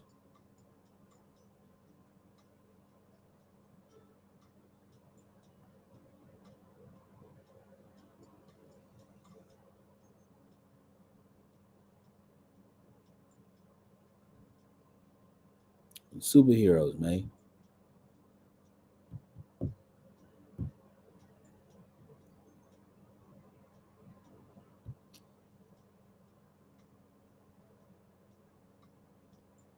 Not like when on that Yay project when he was like, "It's my superpower.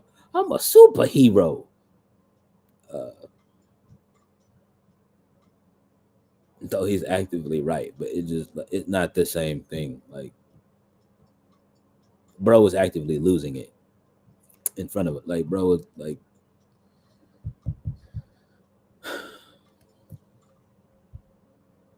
I don't want to go on another tangent about that because I act like I'm such a fan of the creative mind of Kanye West. It just hurts me to see the, like, you know what I mean. It hurts me to see the grown man that, like, it hurts me to see the grown man that he's become. Um,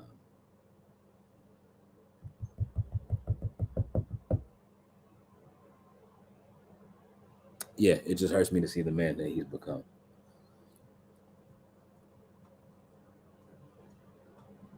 because of money, power, and fame.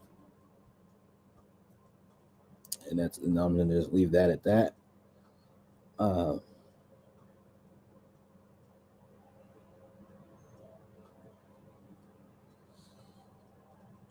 but to anybody else who is out there, whether you mean this in a positive way, in a negative way, or just out of pure curiosity, who are out there wondering why I actively continue to keep creating and keep writing and keep going and keep doing every single thing that it is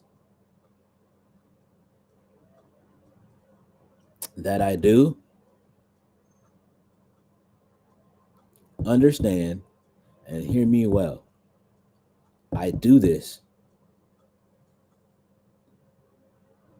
and I will continue to keep doing this because my job is not done. It's not yet done. We actually are still just getting started.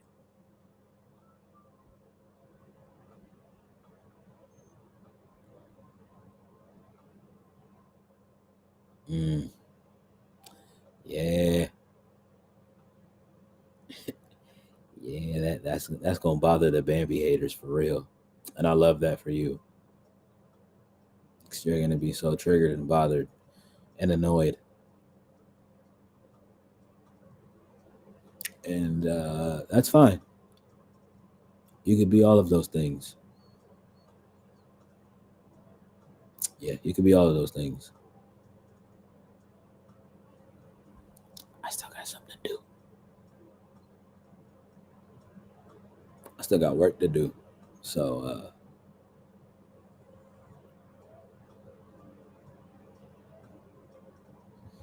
said they're only annoyed because they're annoying. I mean, that's a bar, and it's also a fact. Like, you know what I mean? It's like I don't understand. Like why? Like imagine being annoyed with me. Me, all I do is write love songs. Like I bother you. Someone's got to do some personal inventory. Because ain't no way I bother you. Me.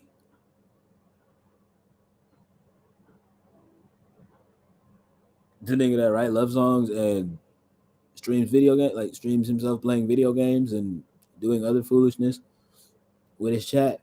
Me. Of all the people in the world that do the most vile, crazy, disruptive, destructive, nasty, heinous stuff,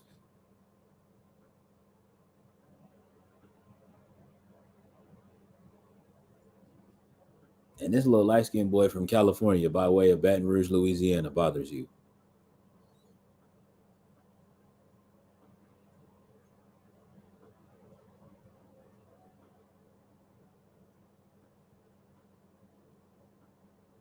Sound like you gotta have a dinner table. Sound like you gotta sit yourself down and have a dinner table level conversation with yourself. And if maybe that's not enough, maybe you need to move on to the couch and have yourself a personal therapy session. And then if that don't work, maybe you need to, you know what I mean, seek out an actual therapist, or maybe like holla at them folks at BetterHelp. That's not even a sponsor, but you know what I mean. How like you know what I mean? Maybe you need to like seek some actual therapy if that's the case.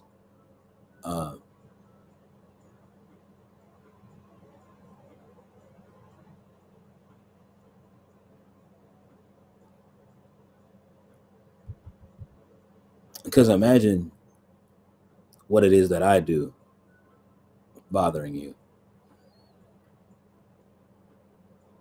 I mean, I can't imagine. Like, I don't really have to imagine because, like, I see it uh, often. Uh, Again, like I said, I see y'all comments. I hear y'all when y'all make comments. When I be out and about, um, whether it's by myself at shows or whether I'm with my friends in the village.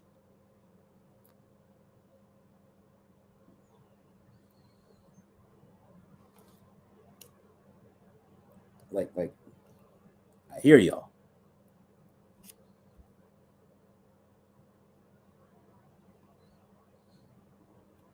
And I know a lot of the young boys, a lot of the young boys and the young bulls that come across this channel gonna be like, if you hear him, why don't you say something, bro? Put you on game. Growing up in this thing is life. Growing up in this thing called life as a man doesn't mean you have to respond to everything that's said to you. But what they said hurt me. Yeah, There's a way you could go about expressing that and letting that be known without acting a plumb fool.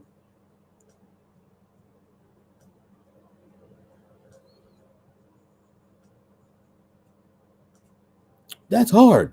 That's what she said. Also, yes. Um, yes. If it was easy, everybody would just do it. You dig what I'm saying? Like, it's not supposed to be an easy thing. It's not. It's not supposed to be an easy thing.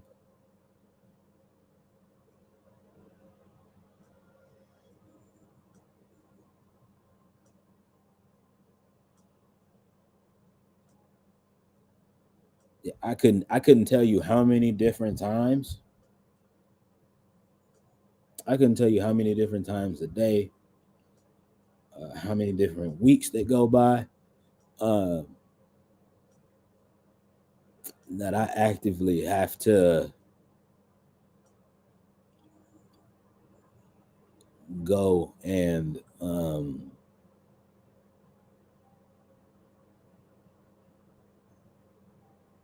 like, you know what I mean? Couldn't tell you how many times I actively have to, like, when I go out or when I do events, when I do like, you know what I mean, when I do events, when I do shows, uh, when I do stuff for the church, and where people like will say things or do things or make comments to either me or my father,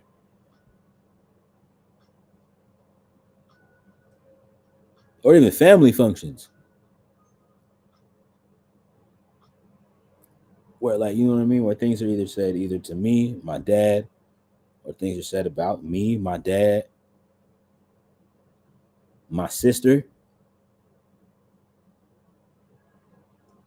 or I actively have to internally hug myself and hold myself back from acting an absolute fool.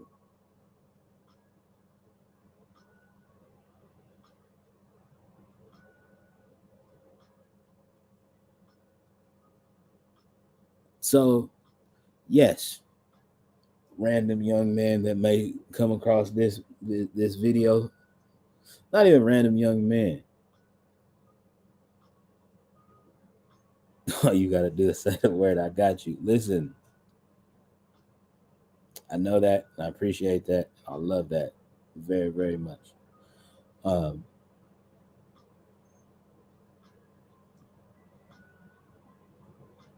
but also, it's that bigger thing of where, yes, there's things that can be done to those certain individuals, family members included. But yes, there are things that can be said and can be done uh, when these egregious acts are brought to the table. All I have to say is, chat and future viewers alike, uh, ain't nothing, ain't nothing on this earth worse than what can be done when these same folks got to come face to face with the man upstairs.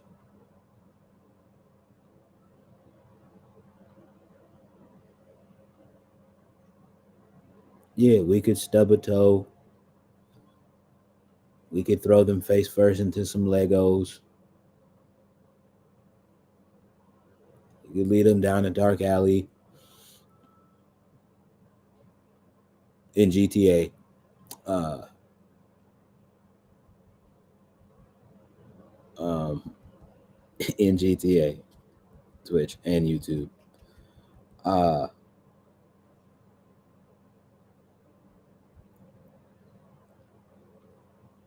but man, it's all said and done. Hey, you got to be face to face with the maker and the creator that started it all.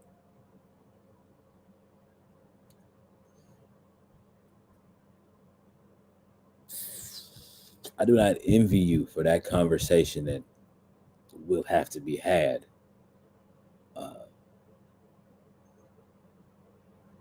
Because he gonna go down the list. He gonna have the booklet out just like this. Hmm. Interesting.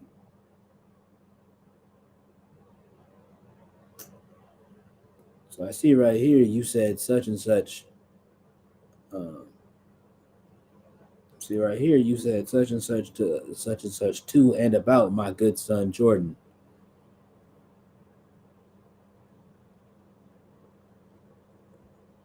on this date. You know what I mean? On this date at this time during this event. Um,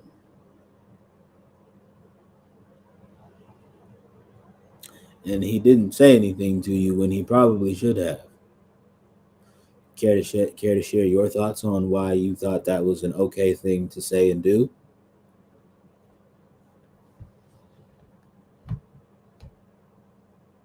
Ooh, the way y'all gonna be stumbling and stammering over them words, boy. Well, you see, you see, look, it wasn't, I didn't mean it like that. But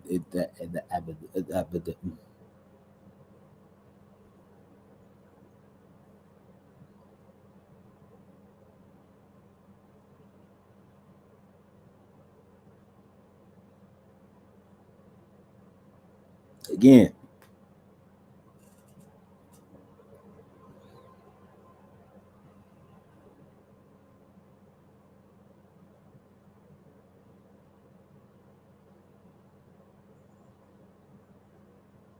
like I said, some toes could get stubbed, sugar could get put in all the gas tanks, and yes, that might make some of y'all. That might do something for some of y'all.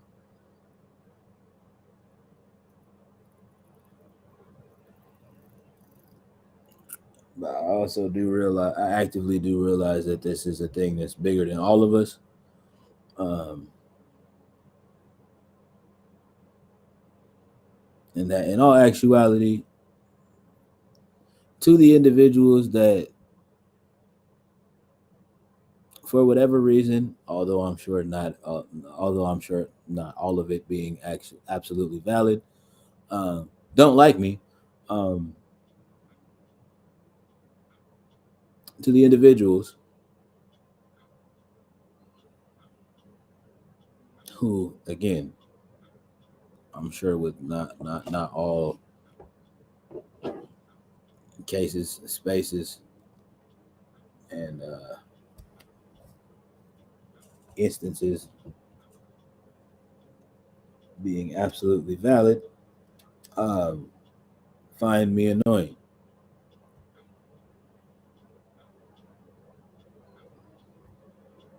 To the individuals who, just because it's a Monday or whatever day of the week it is when you wind up watching this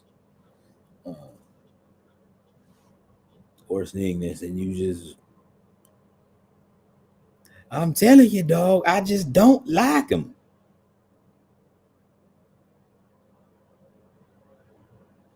Uh, feel better? I don't have anything else to like. I can't. I don't know what else to say to you other than that. Um, feel better. It will be okay soon. Um,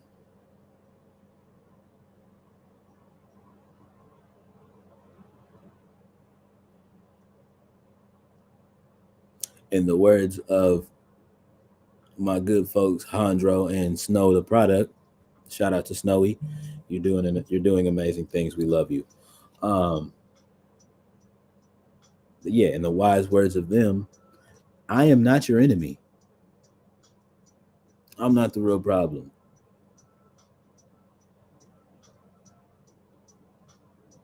I'm not.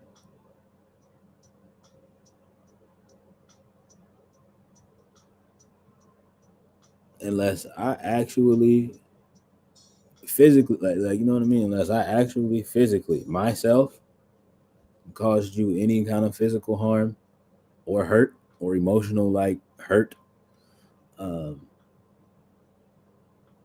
or I at any point in my grown up life actually did you wrong, um,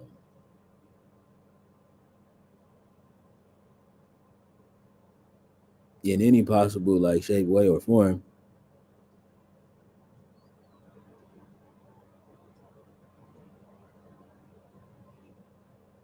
like you know what I mean. Unless any of those instances are the case, um,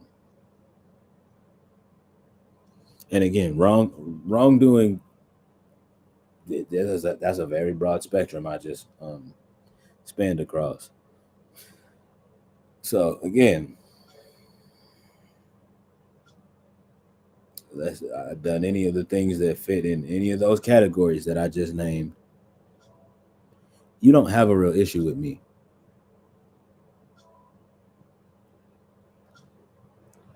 You're just looking for something to blame on me.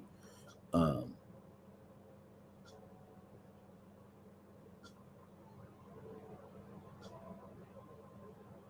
and I'm not gonna say that's fine because it's not. Um, just so we're clear, it's just, there's that.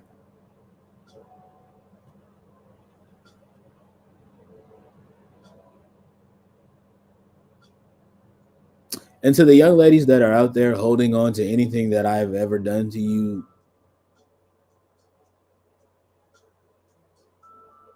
past 2020, sweetheart, I'm an adult. We're adults now. I mean this respectfully with all of the love. Please do yourself a favor, do us both the biggest favor.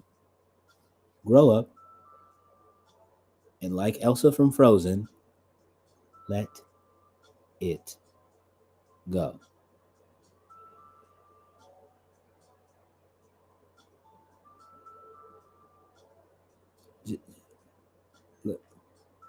Let, let it let it flow, let it flow, let it flow, let it flow, let it flow, let it float by me. Cause sweet pea, you're holding on to it for what?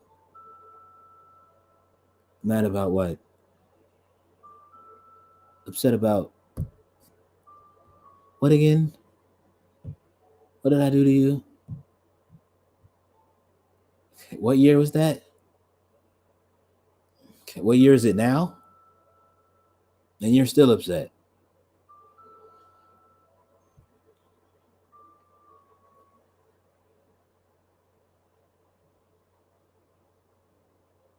See where I'm going with that? Do the right thing, shorty. Um, because I promise you, it's not as deep as you are trying to make it, my baby. I promise you, it's not.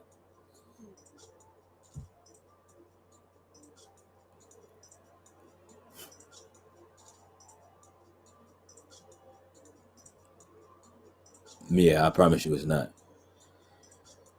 Um,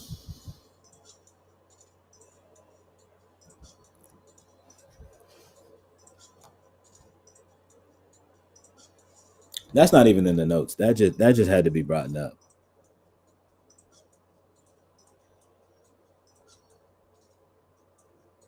because it had to be brought up. It's just it's just folks are grown, so and that just doesn't apply to the young ladies either. Just to anybody anywhere still holding on to something from I'm talking about if you want to go back as far back as something I did to you in the second grade when I was literally a child. quite literally, get yourself all the way together, get up,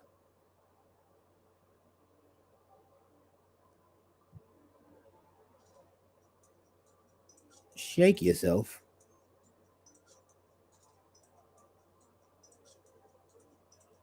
and get over it. Let it go. I didn't mean for my voice to squeak, but like, child, let it go.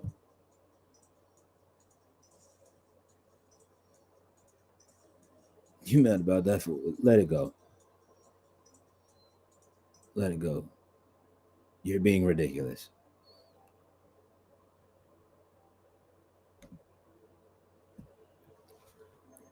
I digress. If you're watching this on YouTube at any point in time, do follow me down here at the socials. Leave a like and a comment.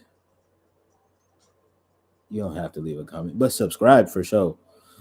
Uh, turn on the notification bell so you get notified anytime anything on this channel happens.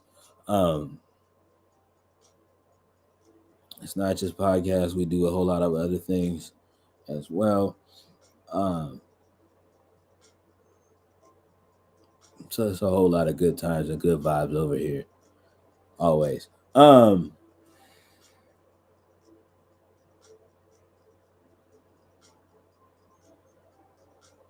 Oh, chat. The Friday VOD. The Friday VOD is live on YouTube. Um, they unblocked it. Um, so it's live now. So go watch that thing, man. Um, if you missed it, of course. Or oh, nice, yeah, yeah. They let it free. Um,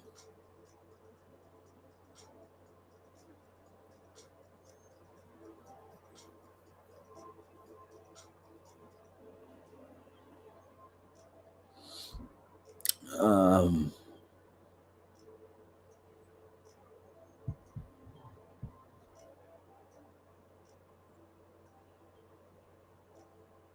yeah. Come on. Go on over there and watch that. Um,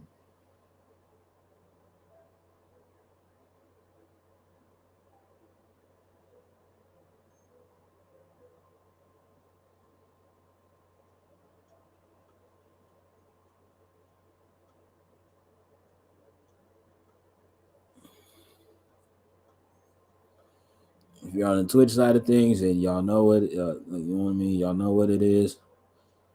Y'all know who the y'all know who the team is. Y'all know who the squad is. Uh, go and support everybody in the big creator camp. Uh, I know a lot of y'all are like, listen, that's a lot of folk. Um, yes, I understand. Um, okay, I get it. I know it's.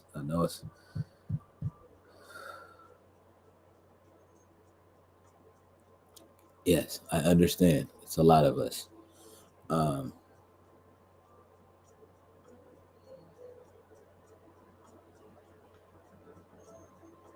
but trust and believe the only way that we can all grow as we can all grow as nano creators, because y'all know in the big creator camp we don't use the word small, because we don't do nothing small.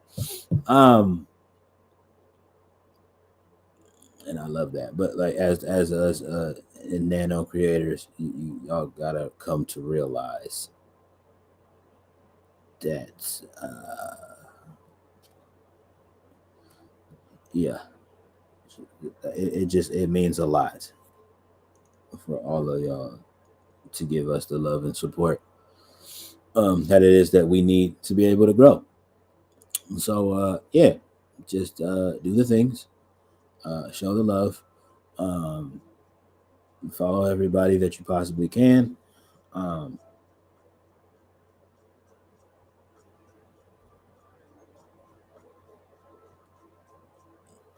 and anybody who's a member of the Cozy Clubhouse, which is the name of my community,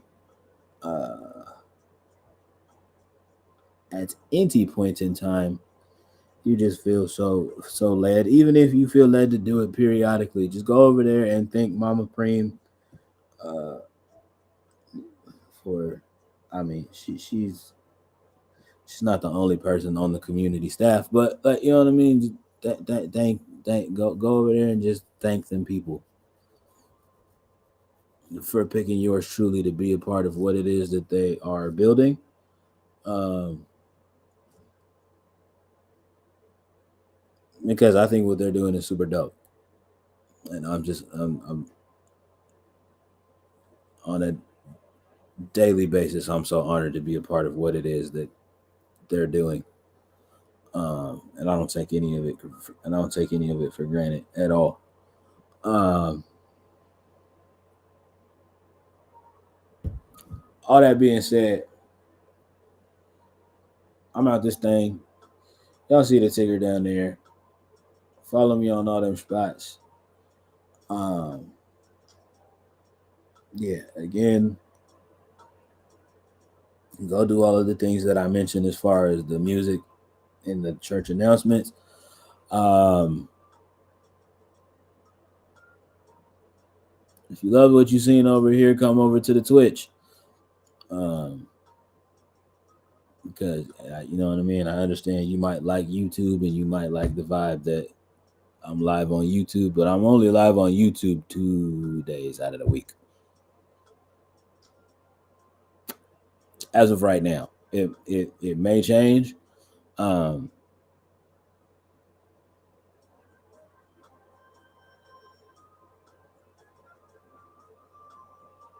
it may change once I can be.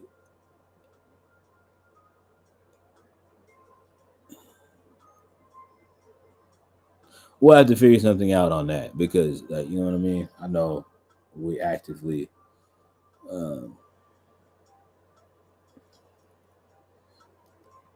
we love our R&B church services, and so like if we did the thing of where I streamed on all three places, um, the same days that I stream on Twitch, um,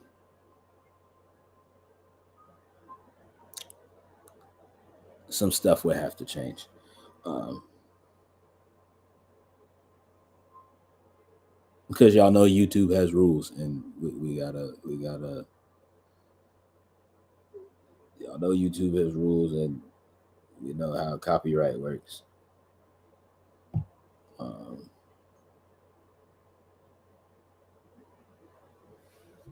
and, you know we're not gonna play. We're not gonna play with them folks.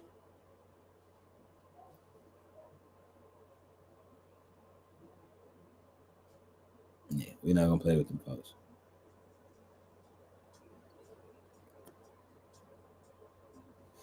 Yeah, we're not gonna play with them folks.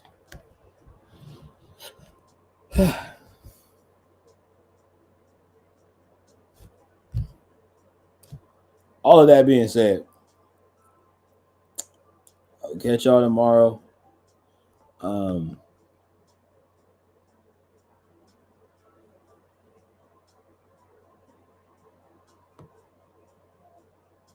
if you are in the Discord,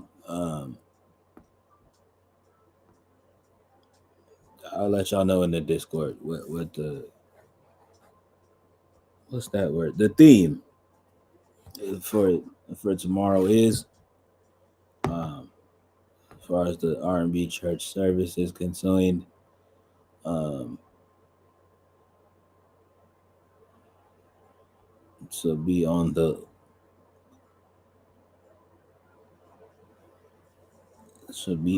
looky dee loo for that. Uh,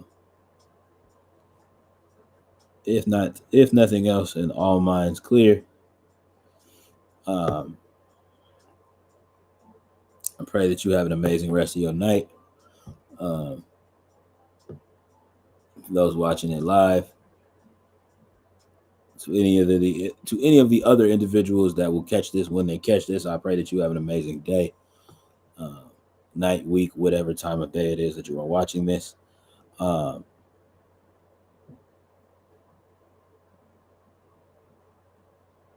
I pray that every day you are striving to continually work towards doing what it is that you love.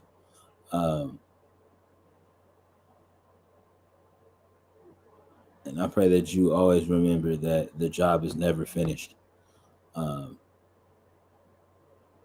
until the job is finished. For a lot of people, that's not going to make sense, but for the ones that get it, tapped in. And also, love y'all. Try my best not to miss y'all. Meantime, in between time, take all this love with y'all.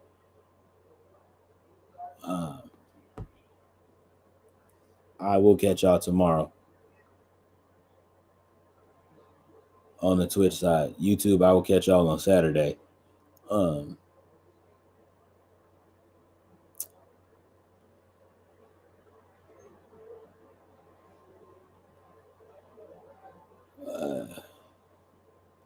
All that being said, deuces.